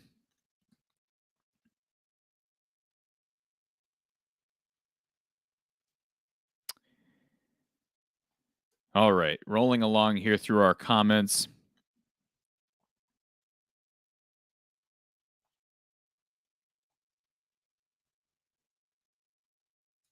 And I will say one of the more questionable calls in this game, it wasn't even the fullback dive. It was handing the ball to Ivory Kelly-Martin at your own 1-yard line when he's the guy who's consistently had fumbling issues week after week after week. And you hand the ball to Ivory Kelly-Martin at your own 1. He's not looking at the ball. He's looking at the defense, and he ends up fumbling the ball away. Those are game-changing turnovers. It was just a terrible decision. And that's play calling. You got to put some of that on Ivory Kelly-Martin for fumbling the football, but the coaches know that Ivory Kelly-Martin has had butterfingers. That was not the right time to give him the football. Thank you for calling Iowa Postgame with the voice of college football. Who's on the line? Hi, this is Amy. Hi, I'm Amy. University of Iowa nurse. How are you? Have had better days, Amy. I know. Well, that's why I wanted to call, was because last week I wasn't able to call because I had an unforeseen emergency and was in the ER with the touch and go with my husband during the homecoming last week. Oh, no. And so it puts it in perspective. Yeah. To it's just a game. Absolutely. So you're absolutely right. I wanted to let people know that it is, we have to enjoy what we, take what we can from it, but it's just a game and there's just so many more important things in life. And Amy, is your husband doing better now? He is. It was a very, very scary thing. But I also wanted to say the week of the booing comments, where some of the fans were booing. Yeah. I did want to give my 2 cents in saying that there are young children that are watching down, that are looking up to everybody, the adults. And I would rather, even if somebody was cheating, I think that comes out in the long run, to be a better person and to just applaud everybody, whether it was a true injury or not an injury, and it just makes you look a lot better as, fans. I can agree with most of that. I will say this, Amy, in defense of the fans, there's booing everywhere you go. But I do agree with this. I think there's been a little bit too much booing at times this season. Believe me, if this game had occurred in Kinnick, there would have been a lot of boos today. But I totally understand what you're saying. And you're right. There are so many more things that are more important than football. So hopefully everybody kind of keeps that in their head moving forward. And these are just kids. These are just student athletes. So we do appreciate your perspective, Amy. Yeah. I mean, a lot of people look at Iowa because of the wonderful starting the wave and how neat that is and how important it is. And it would be nice if we could just, applaud regardless, I think in the truth will come out, always. And so if you can just kind of just treat everybody with kindness, Yeah, that's the um, that would make the world a whole lot better, wouldn't it, Amy? yeah. So anyway, yeah, this was a rough game, but in perspective, it's just a game. We can learn from it and go on. Absolutely. I appreciate the call, Amy. Thanks for helping to So, keep us in check. all right. Have a good day. Take care. That's a kind of a good opportunity. I do want to segue into something that has been on my mind, and I know on the minds of some others in my kind of, I don't want to say friend base, but a good friend of mine, I guess I can start it that way. A good friend of mine dealt with a tragedy a week ago today. He is, I've worked with the guy. His name is Matt. I've worked with him for, 7 years or so. And just a great guy. He's a father of 4 young girls and a husband as well. And he's 44 years old, endured a massive stroke a week ago today, early morning hours of October 23rd. He was taken to Mary Greeley in Ames and later transferred to Iowa City. They discovered brain hemorrhaging. So they are currently in the process of trying to drain fluid from his brain. He is stable, doing better at this moment, and they're looking to move him out of ICU. I bring this up because, Amy, of course, talked about her husband's scare last week. It is a good time when your team is struggling and you're pissed off and you want to yell at the players or yell at the coaches. And I'm guilty of the same thing. I mean, we all overreacted at times. There are always, life is so fragile. It really is. And I don't mean to sound generic, but life really is so fragile. And to Matt and his family, we wish you all the best. You're in our thoughts and prayers. Get well, Matt. And we hope to, Matt is a resident of Ames, but, and I know he happens to be a Kansas Jayhawk fan. He's not an Iowa fan. He's a Kansas Jayhawk fan. But life is so much more important than sports. So if anybody is interested in donating towards him and his family and their GoFundMe account, you can read more about their situation. I'm going to paste our URL to our news site here at storycounty.news and From the Hawkeye of the Storm. In case you didn't know, we do operate a local news site out of Story County. And so I'm going to copy paste this URL for everybody. If you'd like to give to the GoFundMe, which is to support Matt and his family, of course, you can read the story more in depth on this website. I'm going to put this in the comments for everybody. Because, again, if there's anybody deserving, certainly it's Matt. And, again, thoughts and prayers to him and his wife Adelheid and the entire family. So, all right, let's get back to football for a moment. Ivory Kelly Martin fumbles again. Yeah, that was not good. Not good, not at a good time. Steve Sport says, I was on the blame Petrus train for a while, but after watching the last couple of games, coaching and offensive line play is not good. And the thing about it is you can't blame everything. There are multiple problems, which is a scary thing right now. But the offensive line play has to at least partially be on the coaches, right? Because, again, we saw problems, some severe issues in 2019. Last year, I don't want to say you throw it out, but the offensive line was pretty darn good, especially in run offense last year. But, again, COVID just screwed everything up. It just changed everything, and I just wonder how much that affected opposing run defenses against Iowa. Perhaps there's something to that. But absolutely, the offensive line play has not been good. Coaching, though, is where it starts. Coaches have to coach better, and the players have to play better, but it starts with the coaches. Appreciate that, Jeff. MC Legend 11 says, Bob Stoops would turn Iowa into a contender overnight. His recruiting prowess would be something Iowa has never had before.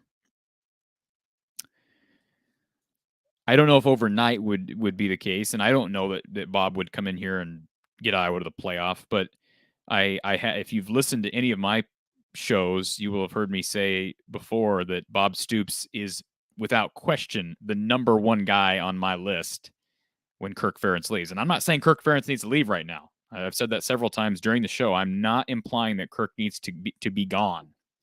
But when he does leave, Bob Stoops is the number one on my list, and it's not even close. I will say Phil Parker's too.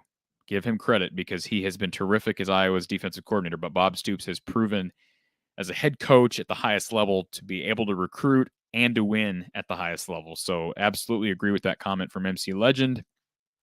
Steve says Petrus is still slow with his decision-making, but all the line has to do is give him 5 to 7 seconds. That's a lot of time, especially against the Wisconsin defensive front. And we got to give Wisconsin some credit. They blitz with that 3-4 defense. They're constantly sending linebackers from unpredictable spots in the field.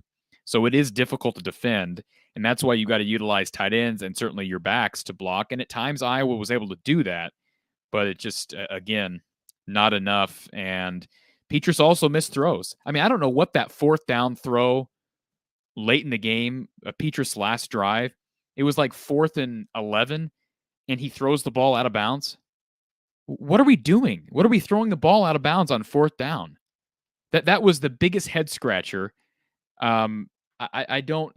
Sometimes the understanding of time and space for Spencer also is lacking. But again, it comes back to you have a coaching staff that's not good with time management, clock management, and they're not good at recognizing time and place. And to me, that is Petrus struggles in that same category, and that's an indication of coaching. I mean, that's how I see it. Maybe it's not. Maybe I'm wrong. Certainly, we'll talk to Don Patterson about that tomorrow. But man, that 4th down throw out of bounds in that 4th quarter was just unbelievable. I don't think it was just a missed throw.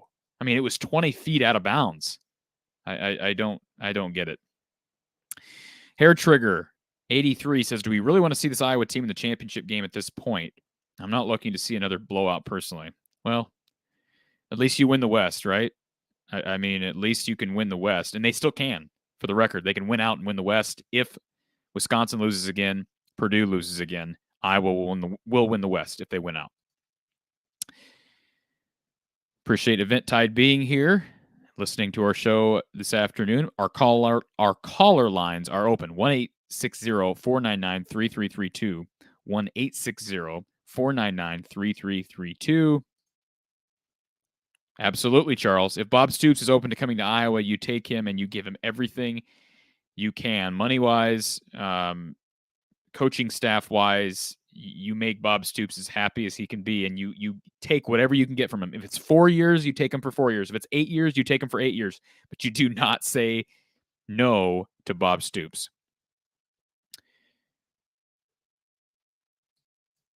Bob Burke, appreciate you being here, Bob. Iowa has to get out of the Stone Age on offense. This was the best they could do off a bye week. Seriously? Yeah. I said the same thing, and I think a lot of other fans are saying the exact same thing, Bob. MC Legend, we got blown out in the Rose Bowl, not the championship game, but Stoops could turn Iowa into a dynasty. Clemson wasn't great before they got Dabo. Stoops would make this team think championship or bust. I don't know if you can reasonably say, well, so-and-so would turn this team into a dynasty. I think anybody could make that claim, right? With the right coach, if Clemson was able to do it with Dabo. Although Clemson does have the unique ability to have a recruiting base that is spectacular and not have to compete in the SEC. So there is that. And not really, they're competing with the SEC schools for recruiting. But again, from a competition standpoint, being in the ACC, I'd like to think that's advantageous. That's why I don't see them moving to the SEC. I think that's, I don't see that happening. But I do think, I do agree with a portion of this comment. To me, if you have Bob Stoops here, at least the idea that, hey, maybe we can compete for a Big Ten title every 2 or 3 years, that becomes a reality. And there's no reason why Iowa shouldn't be able to compete for a Big Ten title every couple of years. Do we realize that all that means is winning the West every 2 to 3 years? I mean, Wisconsin's been doing that. Even Northwestern, you could claim, is doing that. They're doing it more than Iowa has. Northwestern was just there last year. I can't stand. I really get frustrated with Iowa fans who defend the coaching staff and basically say, "Well, you can't argue 8 to 9 wins. Don't complain. It could always be worse." That's true, and I've said that as well. I said it earlier in the show. It could always be worse. The floor could be a lot lower. But this being satisfied with being good to average or average to good, that doesn't make any sense. You're putting a ceiling on your own team. I mean, what are we? I don't know where that mindset comes from. I'm assuming I guess that it comes from 23 years of 8 to 9 wins a year and just kind of this steady molding of a fan base. But I think it's okay to want more than 8 to 9 wins a year. I think it's okay. I'm not saying you're going to get it by hiring a new head coach, but it's okay to aim for that. And again, I think Iowa has the ability to be that type of a program where you can compete just every 2 to 3 years for a Big Ten title. It's possible. Hi Hawkeye says, I really thought Brian Ferentz would be like New Kirk, unpredictable on offense. Yeah, that didn't happen, did it? And New Kirk, that was just a funny little pet name. That hasn't stuck. A lot of those early on when people were calling him New Kirk, especially like 2017, 2018, Iowa ran a lot of special teams fakes.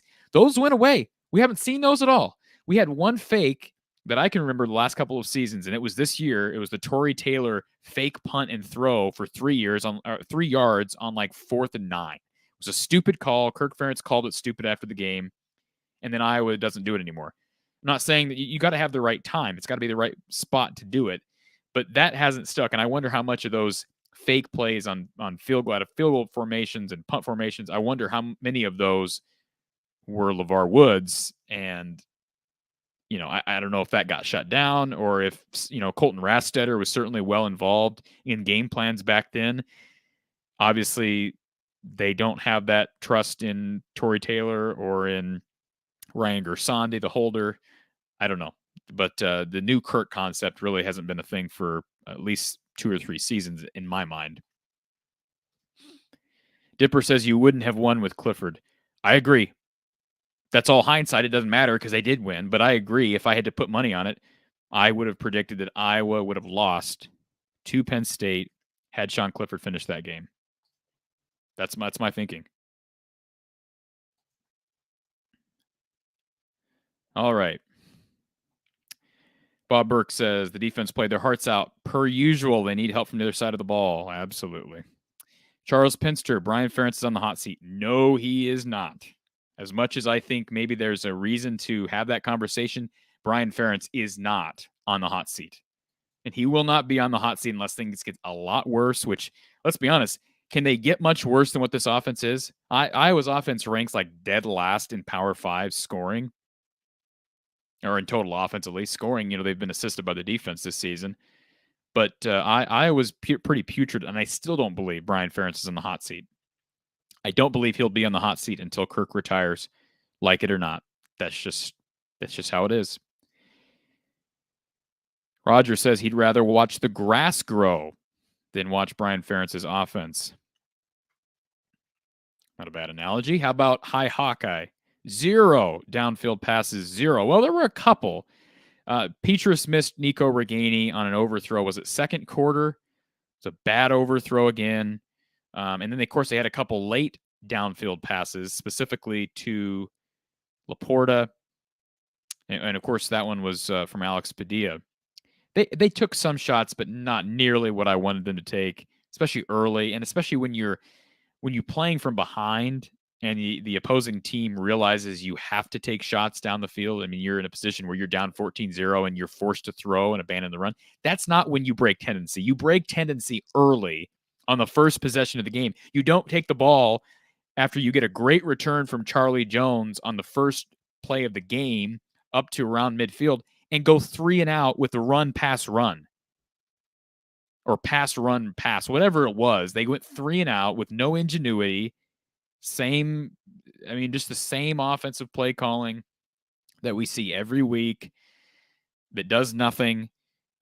Or we saw a lot of Iowa running the ball on first and second down and making we like to call them manageable third downs. Well, then you give Spencer Petrus one shot with a subpar offensive line on the road against maybe the best defense in the country, one of the best defenses in the country, at least behind Georgia. I would have to say Wisconsin's probably in my top 3 nationally defensively. And you give him one chance, and repeatedly Iowa was not able to pick up that first down. So you have to throw some exotics in there. You have to break tendency earlier in downs, earlier in games, earlier in series. You cannot just continue to do the same thing over and over and over and over again. That's what Iowa does. We bang our head against the walls and expect things to change, expect to eventually break through. Jeff Campbell, they had their chance to huddle and regroup last week, did they not? Well, Hi Hawkeye says, the offense sucks so bad, not creative at all. Charles Pinster, his seat should be hot. Don't think he should be fired yet. I'm not going to speak on that specifically, whether I think it should or should not be, but it's not. I can tell you that. It's not at this point. And it's going to take a lot more. And I don't know. I don't know how much worse Iowa's offense can get. How much worse can it get? I mean, it's like dead last in the Power 5. How much worse can the offense get? But I still don't believe that Brian Ferentz is going to be on the hot seat. So call it what you want. I mean, that's just, again, that's my viewpoint on it. Bob Burke, there was one pass down the field to Reganey. Yep, that's the one I'm talking about. It was overthrown by Spencer Petras. Hair Trigger says, kind of an ongoing issue with Iowa football. There's rarely any hot seat and way too much job security for these coaches. Leads to complacency. We can keep losing and keep our jobs. Sweet. Well, let's remember that there are coaching changes, but you notice they're never with the buddies or the family members of this team. And I'm not saying, again, that Brian should be fired. I'm not saying, I don't even want to bring up Kirk's son-in-law, who's a recruiting coordinator, but I talked about this earlier in the show. When you have good buddies and you have your son and your son-in-law on the staff, of course it's going to make it harder to make staff changes, even if they need to be made. That's just obvious, right? So yeah, they're going to be very, very slow to make a change there. Event title, Brian can't run the offense. How could he be in the running for managing the whole team as a head coach? Bingo. What has he done to what has Brian Ferentz done? Let's be honest. I mean, I don't hate Brian Ferentz, but what has he done to build a resume as a head coach? What has he done? Somebody tell me, somebody call in. Somebody who's a Brian Ferentz supporter, call in and tell me what Brian Ferentz has done to make a claim to be the next head coach. I want somebody to tell me that, because I've heard these we had somebody comment on a show weeks ago, and this might have actually been before the season, and they said, look no farther than the offensive coordinator for the next head coaching spot. Take away his last name and you have an elite coach. What are we talking about here? Are we talking about the same guy? I don't know. I don't understand. And I know there are people who are loyal to Kirk. You can be loyal to Kirk and not want Brian Ferentz to be the next head coach at Iowa. All right? That's me. I love Kirk Ferentz. He's got his faults. I don't believe him to be a racist. I think he's a good man. Okay? He has his faults on the football field. I'm sure he has his faults off the football field. But that doesn't mean I have to endorse Brian Ferentz as the next head coach at Iowa. Roger Edwards, you can blame Gary Barta for that. Well, that's a conversation maybe for a different day. Bob Burke, you can't fire Kirk. He is owed too much money. He needs to fire his kid and his buddy O'Keefe and replace them with more forward-thinking coaches. Not going to happen. Hi Hawkeye says, why is Iowa so afraid to bench a player who's underperforming? Is it a hate crime now to mix in the backup quarterback into the mix? Iowa hasn't done that really since 2014. And again, eventually that turned into Jake Rudock the following season transferring, and CJ Beathard had a tremendous year. But I don't see that happening here. I think the conversation can be had of whether or not Padilla should get some time, because he did show something that Spencer does not have, and that's ability to escape the pocket, with a pocket that is closing quickly, because this is an offensive line that's not protecting Spencer Petras.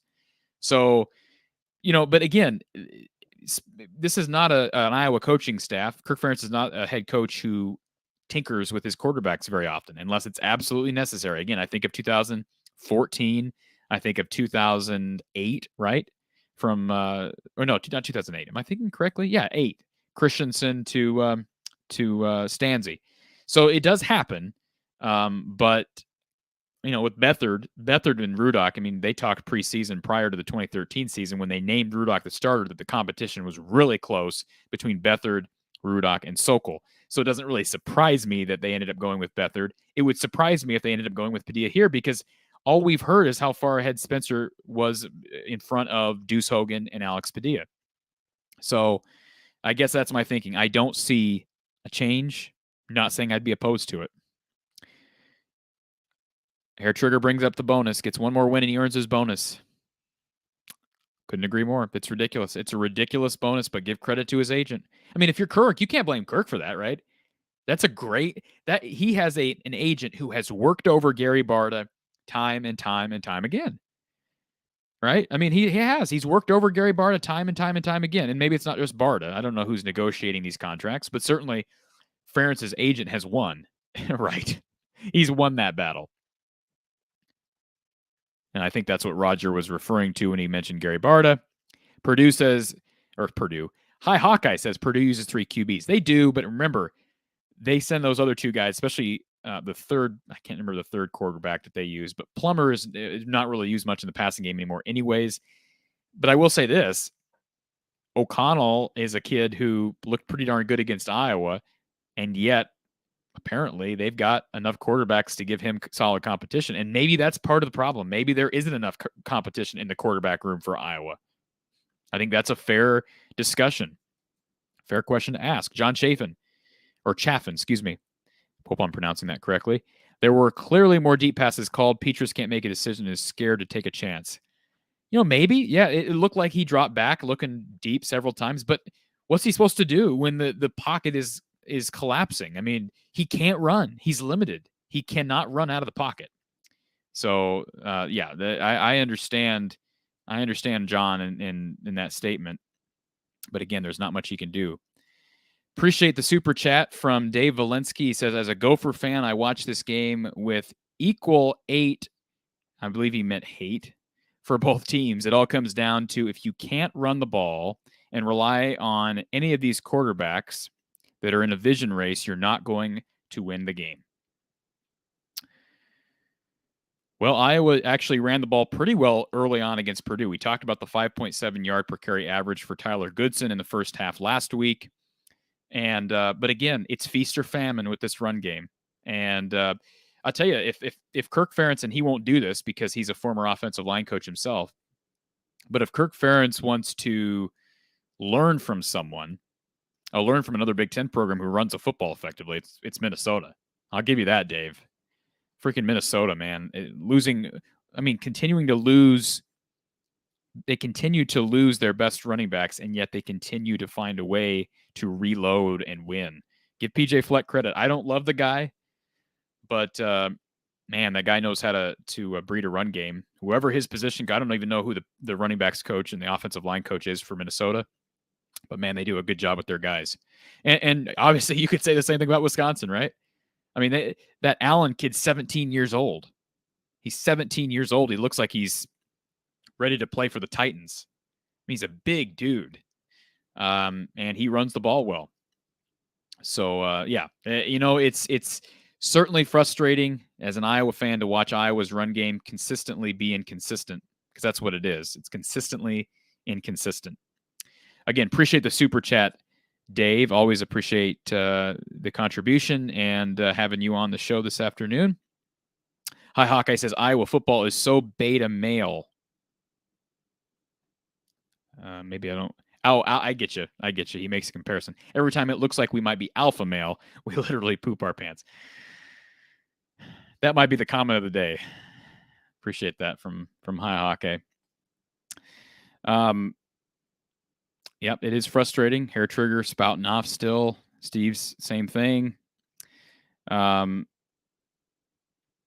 Richard, it's good to see you here this afternoon, despite the circumstances.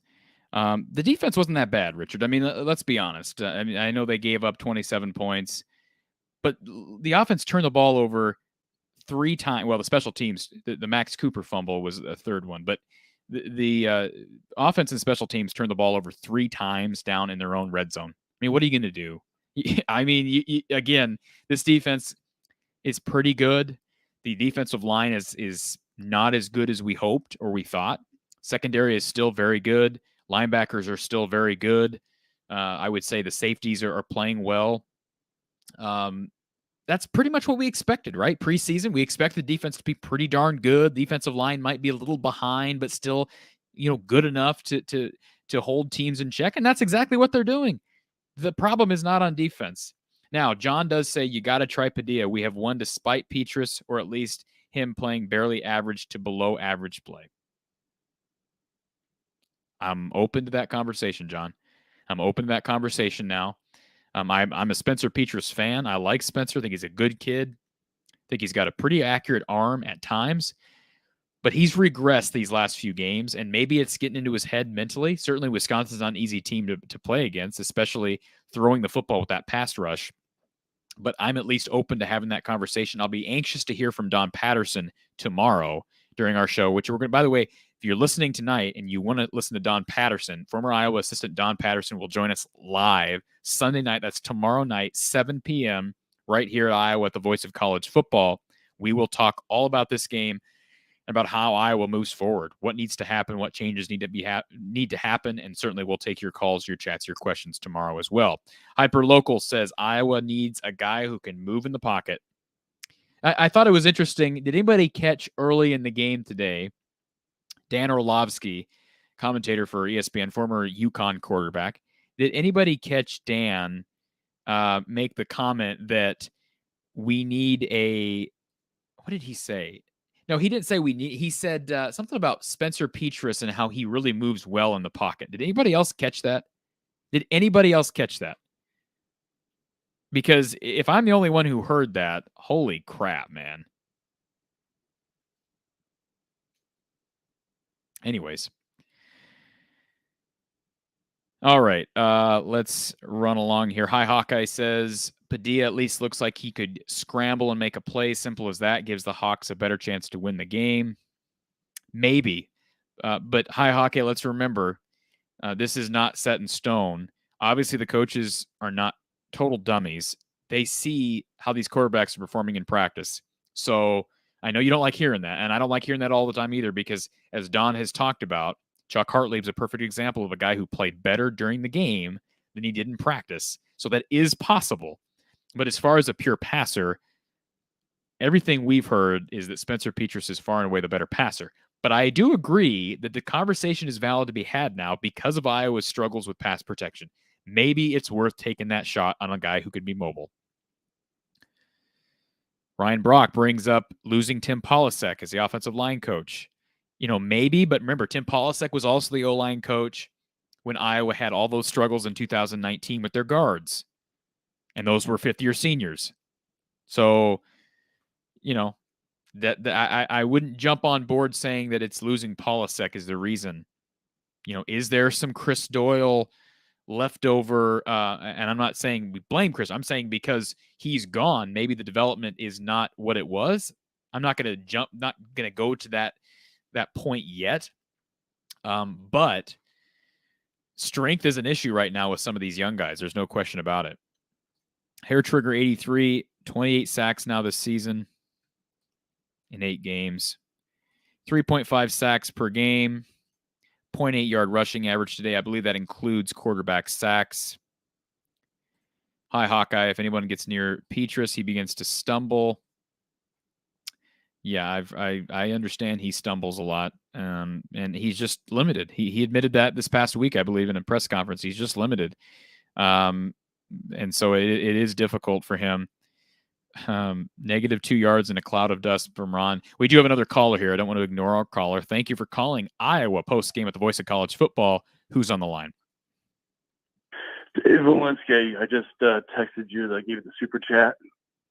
Hey, Dave. Appreciate the chat. Yeah. I just see like the Minnesota offensive line just basically I don't know if how good Iowa's defense is, but if you watch Minnesota's offensive line, every running back we have is doing well, and we just lost another running back against Northwestern. Was that the third running back, or was that Potts? The third Potts is gone. Potts is injured. Was injured in the Purdue game. They said it was almost life-threatening injury. Yeah, I heard it was serious. Yeah, so it's Williamson. Okay, and so they're down to running back number 4 now. 2. Oh, they're down. No, I'm saying, game. are they down to their 4th string guy now? Yeah, they're down to their 3rd string.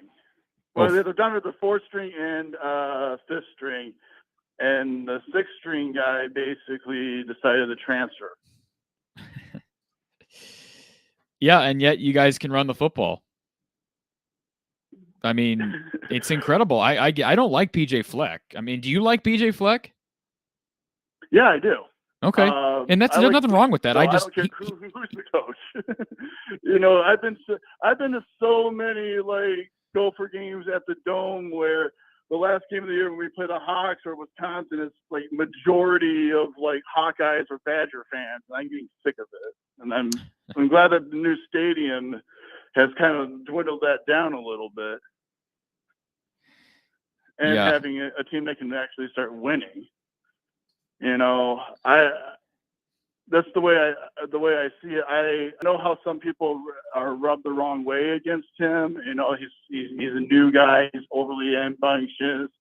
Does he have like a huge ego? Well, I think every coach has a huge ego. So yeah, that's just the way I feel about it. I don't dislike PJ Fleck like I dislike. I'm sorry, they're showing the Wisconsin-Iowa highlights, and I started to cry internally.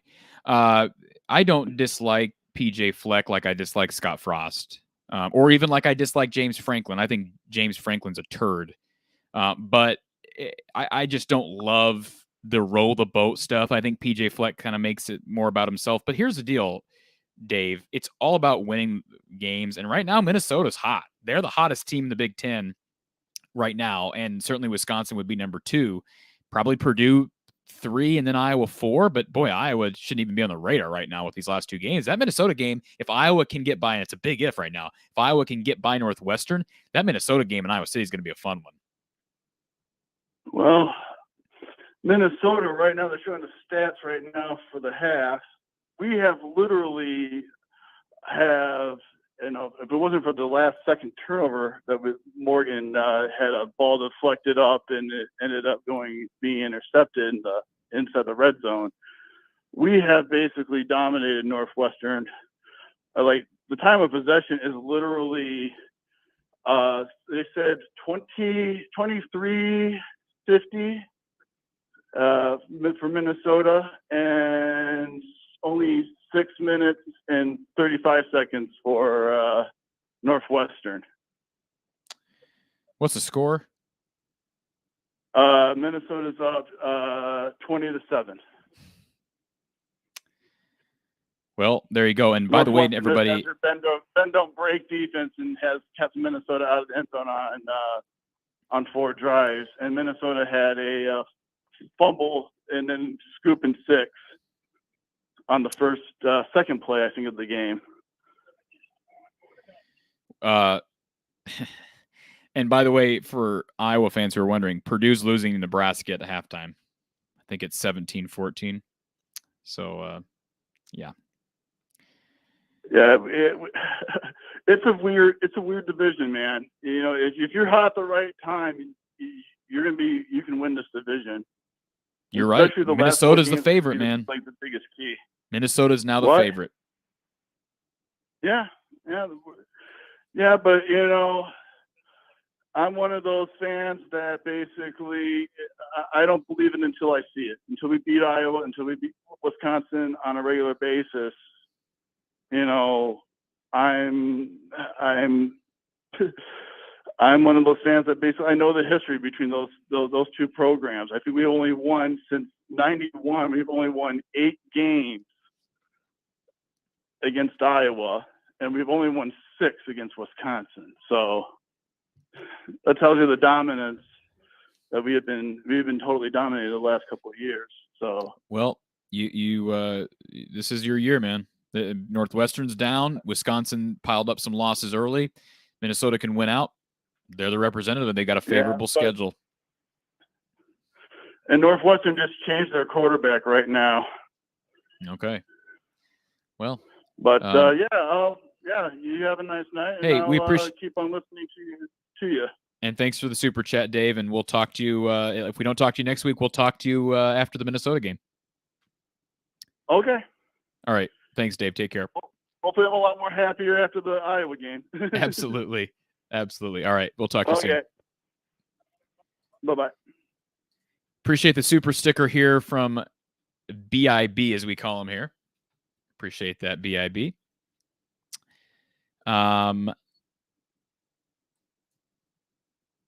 Matthew Hart asks, do you think this is a big enough wake-up call that something needs to change, or we're going to be the same old Hawkeyes through this?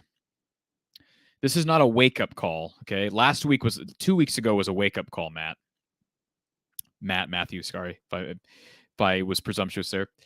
2 weeks ago was a wake-up call. When you lose to Purdue by 17 at home, as the number 2 team in the country, that's a wake-up call. This was the same crap that we see against Wisconsin year in and year out. So I don't believe it's a wake-up call. I believe they'll do the same thing moving forward. This will be the same team moving forward. Now, I did make a prediction prior to the game. I said, watch out, and if anybody caught this, hopefully you give me some credit for it. I did predict that Keegan Johnson would get a lot of targets. I think he led the team in targets today. So I guess I was right about that. The problem was they didn't get the ball to him nearly enough, especially over the top. I'd like to see more deep balls to Keegan Johnson. It hasn't happened. Hyperlocal says we have to go up tempo. Maybe that's a solution, or not a solution, but something to think about. Appreciate this, and I am behind on the chats here, but Richard says prayers for your friend Cory. He's talking about Matt Spitzley, who we talked about earlier, who's currently in the University of Iowa hospitals after suffering from a stroke. BIB says, buy a beer on me if that will even cover it. I think he's referring to the super sticker. So, again, thank you, BIB. And I'm not a beer guy, but maybe a little whiskey tonight will be nice. So, Event Tide says, you aren't ranting too much. Just put all the frustration we're feeling out there. It's a support group setting. Appreciate that. And again, thank you, BIB here, talking about prayers for Matt and his recovery. Certainly, we encourage that. And again, if you didn't catch it earlier, this is our link to the story of a good friend of mine. And this has nothing to do with Iowa football, just for the record. But it's a story you can read about a good friend of mine. It kind of puts things in perspective. We talked about that earlier.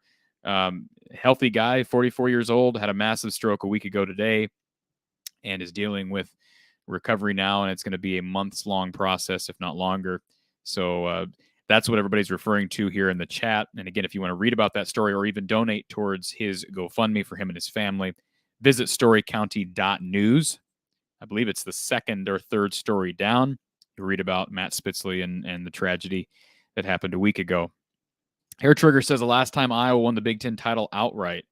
Well, they win it outright in 2002. I don't remember. There was no Big Ten title game back then. So I'd have to look back.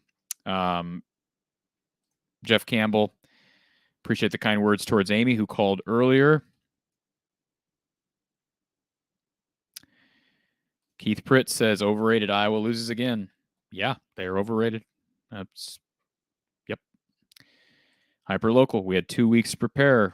Didn't make a difference. Matt Hart says you solve offensive line problems with jet sweeps, reverses, screenplays, plays to perimeter. Anyone who plays Madden knows that.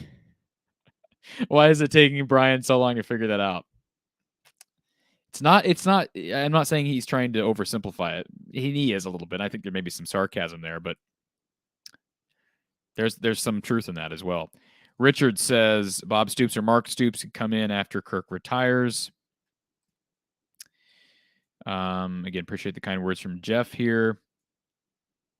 Nate Collins, no quarterback can expect 5 to 7 seconds. He needs to have it out within 3 to 4. That's true. 5 to 7 seconds is a long time for those linemen to hold guys like Karlaftis, and who's the big guy that got hurt today for Wisconsin, who's one of the better defensive linemen in the Big Ten. Yeah, they need to allow 3 to 4 seconds, but right now they're not doing that. The pocket's collapsing, and so it just exaggerates and inflates the issues we already have at the quarterback position. And so, and High Hawkeye likes the comment from Matt Hart. Best comment of the day. He says even young children can play video games and figure it out. John just says that the game is so fast for Spencer, he can't process it. A lot of people can't do it. That's why it's the hardest position in sports. They know what they have with him. Time to try Padilla or Hogan. It's a valid conversation, and I will talk about it this week. We're going to talk about it with Don tomorrow. I don't think that discussion is invalid. Nate says Petras has a complete lack of pocket awareness, never steps up in the pocket. When he has to leave the pocket, he might as well just fall down because he is getting sacked. I wouldn't say his complete lack of pocket awareness. He just doesn't know what to do when the pocket collapses. I mean, he knows when he's getting pressured, and oftentimes he'll either throw the ball away too early or hold the ball too late and take a sack.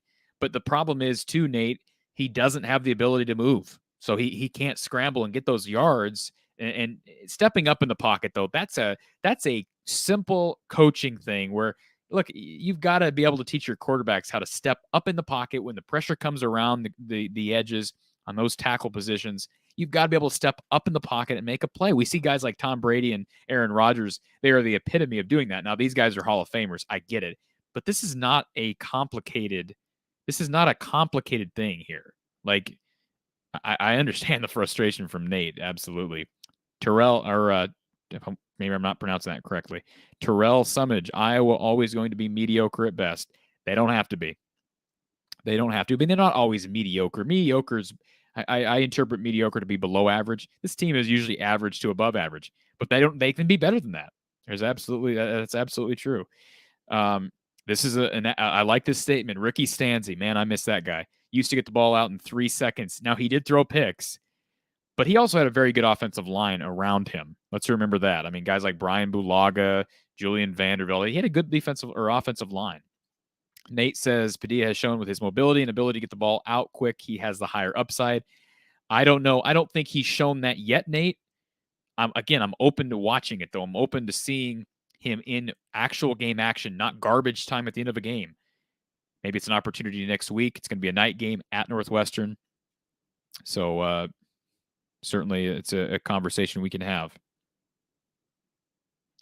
John says that Fitzgerald is the best coach in the conference. Can't argue with that. Underway shift colors. So much for the O-line. God, when is the offensive scheme going to change? I understand. BIB says, as Iowa fans, we deserve the best and want more than mediocre. I think he's referring to our discussion earlier about settling for a certain number of wins. All right. Ray says, what was with replacing Jones on the muffed punt return? I'm assuming Jones got banged up because he came back in the second half. I feel bad for Max Cooper. He's a kid that I got this wrong. You talk about predictions, people getting predictions wrong. I did get the Keegan Johnson prediction. I'd like to think I got that correct today, that Iowa tried to make a concerted effort of targeting him. I give Iowa credit for doing that. But here's a prediction I missed.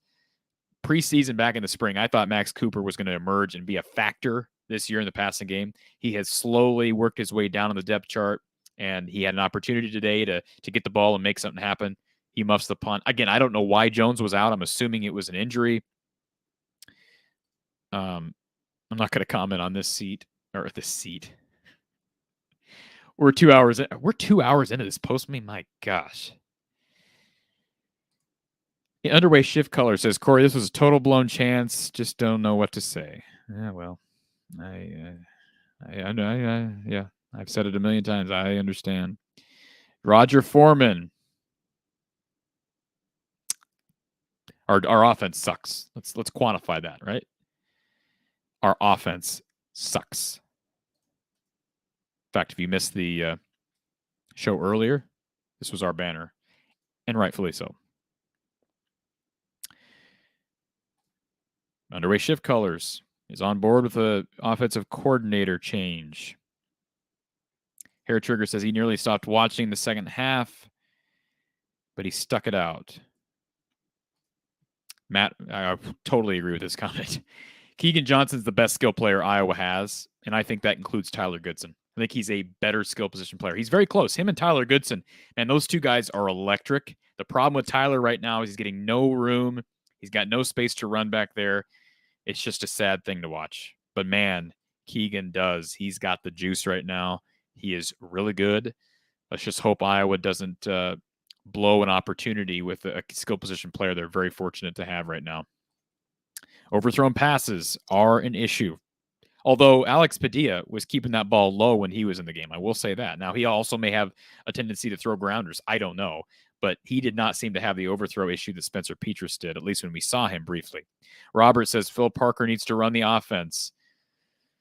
Well, he's a defensive coordinator, but certainly the conversation of Phil Parker being the next head coach is a valid one. I'm up to that. Underway Shift Colors says that Brian Ferentz needs to go. Nate says Brian needs to be fired.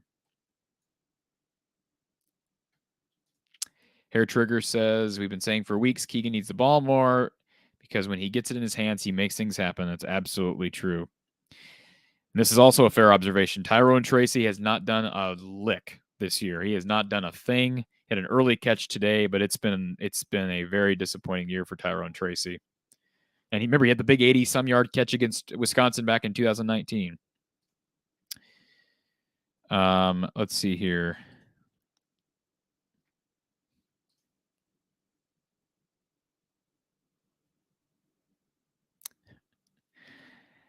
I might be missing something here. Hi, Hawkeye says, who can stand up for Brian? Even Brian's mom is on hold because she is sick of his trash play. I don't think his mom is advocating for Brian to be fired. That'd be my prediction.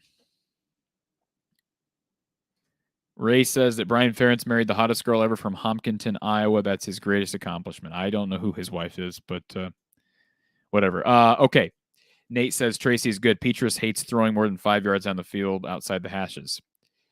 David, I try to be as positive as I can be and have been throughout the years, but I think it's time to thank the coach for everything they've done for the school and the fans, but it's time to make a change. That you have a right to that. You have a right to that opinion, David. I'm not going to argue it. I'm not going to endorse it. You have a right to feel that way, just like I have had a right to say earlier in the year when Jordan Bohannon, I know we're talking basketball for a second, when he was considering coming back, I said, I believe it's time to move on. And it's not that I hate Jordan Bohannon. I just thought it was time to move on. I understand where David's coming from here with the coaching staff, and I do love Kirk Ferentz, and it sounds like David appreciates Coach Ferentz, and you don't want Coach Ferentz to leave on a wrong note. I'm not saying it's time to fire him. I'm not saying that. It sounds like David is at least advocating for a change, but I understand where he's coming from for people who are especially frustrated after these last 2 weeks.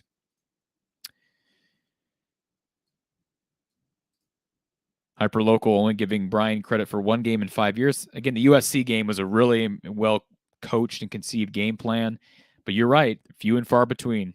Few and far between. See a spark in how Padilla plays ball. He played well when he was in there. Nate says when you have 13 yards and a half, it's a must-change situation. Yeah, must change something situation.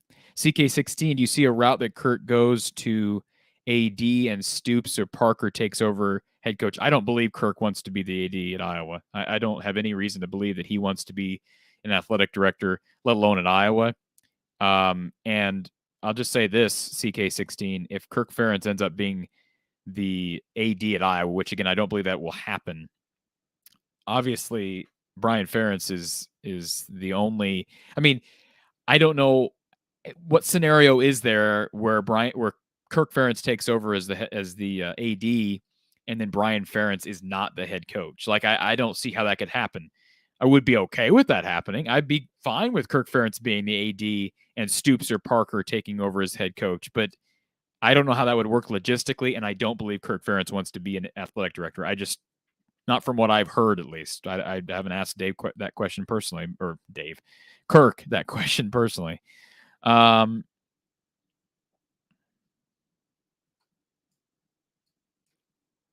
Brad says, I was traveling across Iowa, didn't listen to the game. Sounds like I didn't miss much at all. 2 weeks to prepare, and that's what they came up with.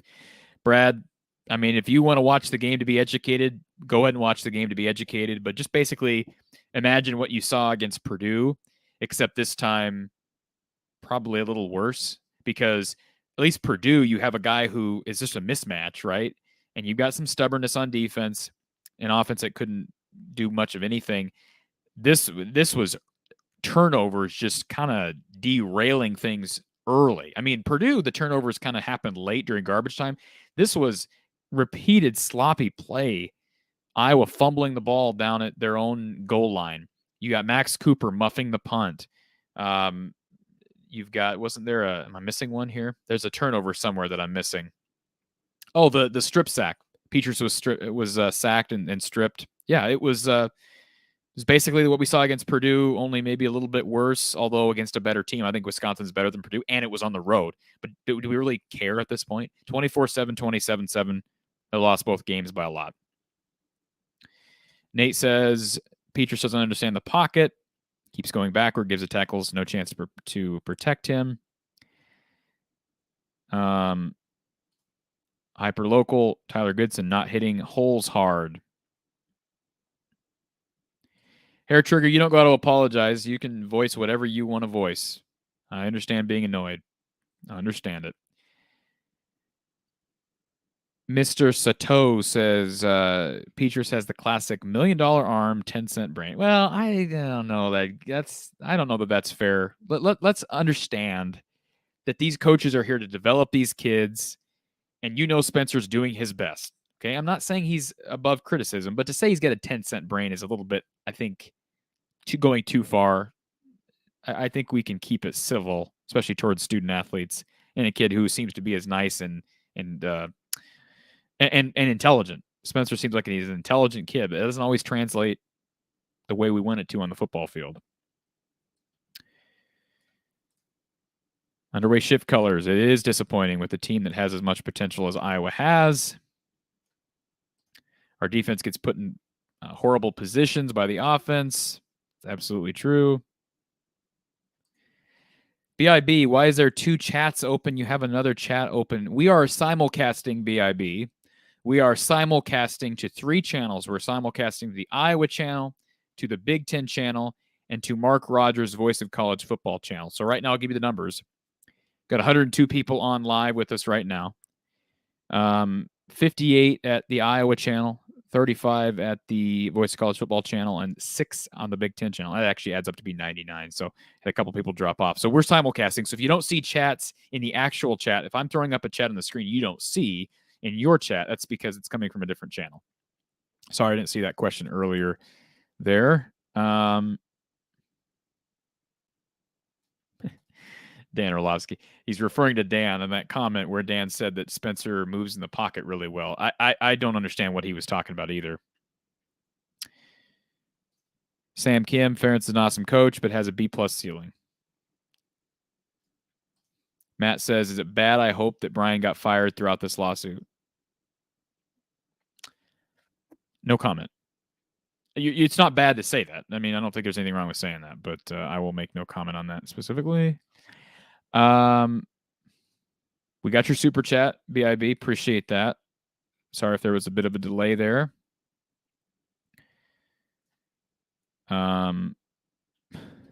Yes, I did say this. James Franklin's a turd. I did say that. All right. That's a true statement. I did say it. I'll own it. And let's see. I don't know if this is a separate super sticker from BIB. If it is, thank you. Thought we had one earlier. But yes, we got both of them, BIB. So if you're seeing them on, if you're not seeing them on one, you're seeing them on another, that's why. But we got 2 super stickers from BIB. We appreciate the donation to, and I'm sorry, I'm behind on the chats here, BIB. So I wasn't able to confirm that earlier. We did get your donations. Thank you very much. We do have a caller here. Thank you for calling Iowa Postgame at the Voice of College Football. Who's on the line? Hi, this is Alex calling from the Heartland, Iowa. Hey, Alex, where are you at in Iowa? Cedar Rapids. So I'm assuming you're an Iowa fan. Where do we go from here? I mean, what are your thoughts?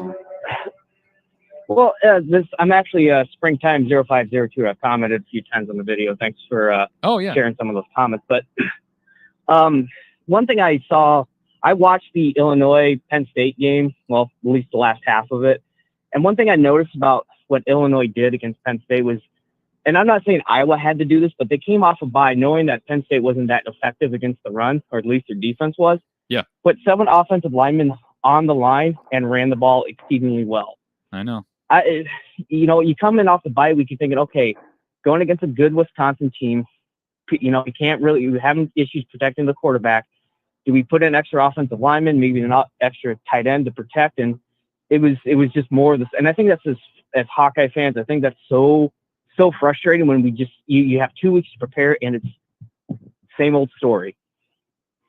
I totally agree with that. And yeah, you bring up a good example. I mean, I think back to 2010. You remember the 2010 Wisconsin-Iowa game on the fake punt from Brett Bielema? That was called breaking tendency and doing something different, and it burned Iowa and kind of started the snowball effect for Iowa's season in 2010. And who was the head coach at Wisconsin? Brett Bielema, who's the head coach at Illinois now. So that's the difference between a guy like Brett Bielema and Kirk Ferentz. You have one guy who's willing to accept the fact that, hey, I can't just pound, and win the way I want to win. Sometimes I have to mix it up. You can still have a base offense and what you want to. I mean, you can still thrive off the theory of running the football and play action passes. I'm not saying to abandon that or ditch that, but you have to be able to switch things up. And you're right. You bring up a good example. Brett Bielema doing it with less at Illinois, going on the road last week and winning at Penn State. It's a valid point. Yeah, and I think you had mentioned Charlie Jones. I watched a little bit of the post game. He said he had something in his right eye and he couldn't see. He went into the locker room to get checked out by the doctors. Obviously, he came back in that second half. So that was why we didn't see him on the field. And the play calling, I'm not an offensive play caller. I've never called plays in any sort of level of college football. Yeah. But I'm also not an auto mechanic, but I know when my car needs to get fixed. I like that. Yeah. I'm on a couple Facebook forums with, Iowa Hawkeyes, and I mentioned hey, this play calling is it's going nowhere. And there's a podcast I listen to. It's Off Tackle Hawkeyes, which it's a pretty funny, good podcast. And a couple episodes during the bye week, one of the hosts had mentioned that where Iowa's offense has been since Brian has been the offensive coordinator, and we're near dead last. And you mentioned that we were dead last in the Power 5.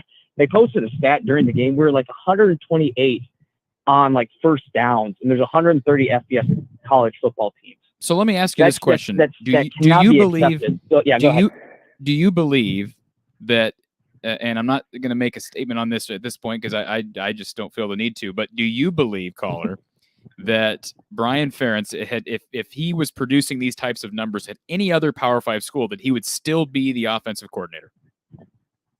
He'd be fired mid-season at this point. You cannot consistently put up, 100 less, in offensive production and still be around. It's unfathomable that he's still around. And, everyone points to the USC game and the Ohio State game of past, okay, yeah, he's called 2 good games, great games against really good teams. But what else has he done where he's made some, excellent play calling? Last year against Purdue, we were up, 20-0, 17-0, and we decided, hey, let's throw the ball. And then we end up losing that game by it was 1 or 3 points. Well, you're thinking of Northwestern. Northwestern. Yeah.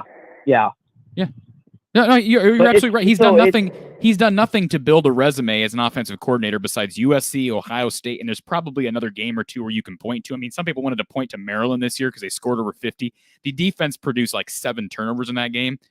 You're absolutely right. There is no resume here to be a Big Ten offensive coordinator. That's my opinion. Someone wants to challenge me on it. That's fine. But I'm on board with you on that. I'm not saying he needs to be fired right now, but I'm saying he does not have.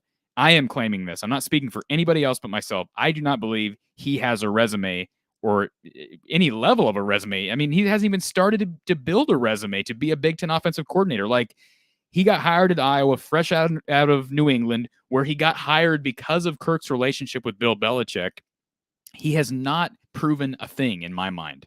And when he was at the center of some of those issues last summer, I kind of thought that was it. Like I didn't see any way that Iowa could possibly move him to be the next head coach. And now it seems like people have kind of forgotten some of those issues and how he was involved with some of those issues. Right or wrong, I think the plan is probably right back where it was to anoint him as the next head coach. And to me, the qualifications just aren't there as far as a resume is concerned. Oh, absolutely not. And you bring up Brian Ferentz, but you also have to look at the person behind him at quarterback. So it's Ken O'Keefe.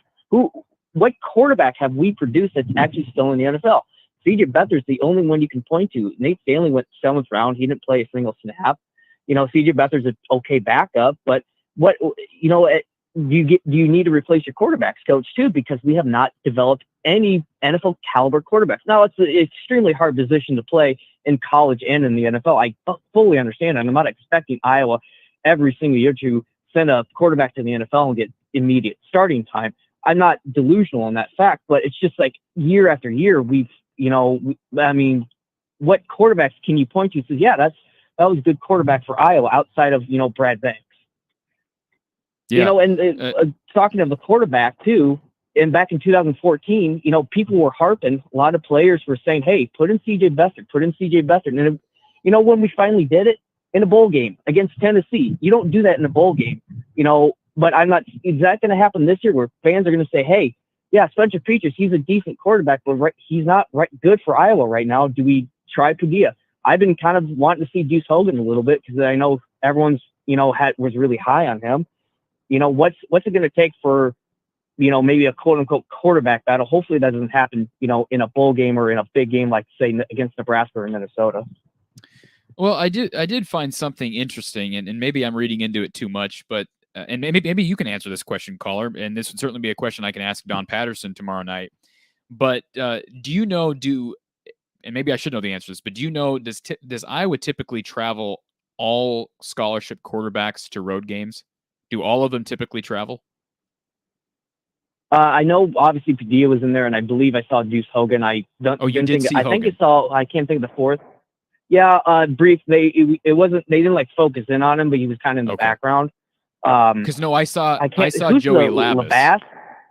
Yeah, Labas. Labas. Yep. I don't think I saw him. I don't know what number he wears, but I saw him. But I know I saw Hogan on the sideline. Yeah, I did see him on the sideline. He was wearing the red hat that the quarterbacks wear on the sidelines. But I mean, obviously Padilla was there, but I didn't see Labas. I think it's the fourth string quarterback in there as well. I didn't see him on the road, but I don't know what number he wears. He was there. The entire sideline, you can't see all the numbers.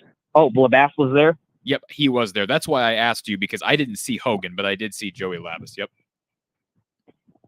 Yeah, I saw Hogan there. Maybe I'm confusing him with Labas too. So, but yeah. So as far as I know, yeah, they travel with most of their quarterbacks. I don't see why they wouldn't. Yeah, well, and that's what I was wondering, because I did not see Hogan, so I wondered if maybe Joey had jumped Deuce, but I doubt that. But certainly Alex Padilla is clearly the backup right now. And I think you've got fans, fans want Deuce for some reason. And I understand that there was a lot of hype around him out of high school. But if you're going to turn to somebody, doesn't it have to be Alex Padilla at this point? Don't you have to kind of give him a shot? You can't just say, well, we're going to put in our third string quarterback because he had a lot of hype in high school. Like, Alex has obviously earned the backup spot. To me, you've got to see what he can do before you turn anywhere else if you're going to make a change. No, and I agree. He's earned the right to be that second string. And, I think, granted, it was in garbage time. Wisconsin had his probably second string, and they were mostly playing prevent. But, again, that doesn't, they were still getting through our offensive line, who had most of our starters still out there playing. But he was able to escape the pocket and, hit a really nice pass to Laporta. I'm saying, and I point to that, it's like, this is what we need. Spencer, they made a comment when Spencer was in the shotgun. He took a couple steps drops, and he said he needs to step up in the pocket a little more, because those guys on the outside get against their tackles are going to swing back around, and that's how we got the strip sack and a couple of those sacks, is because he doesn't take one or two steps up in the pocket and deliver that ball. That's one big knock on Petras that I've had against him, is that he's everyone says it, he's a statue. He doesn't move. I know he had a a run where the pocket collapsed and he ran for like, 3 or 4 yards.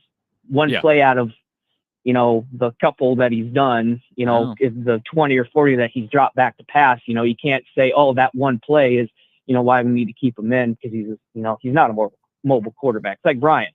He's had 2 good games. Well, how many games, 2 good games against good teams, but out of the X many teams he's played, he's had 2. Those are outliers, not the norm. Yeah, I totally agree with you. And the thing about it here is you brought up an interesting point as far as Brian is concerned. And I see a chat here in our group chat, if you will. Hyperlocal says when a team is number 2 in the country and 128th in offense, that calls for a midseason firing. That should have nothing to do with where you are in the AP rankings. But I agree, that's a putrid number. And we kind of thought, well, the competition was stiff early. Iowa State's really good on defense, which they are. We thought Indiana was decent, at least in the secondary. But these numbers aren't getting any better. And I'm not advocating for a midseason firing, but if the numbers don't get any better throughout the entire season, fans have every right to be calling for Brian Ferentz to be fired. I'm not saying that he should be, but fans have the right to start really pushing for that.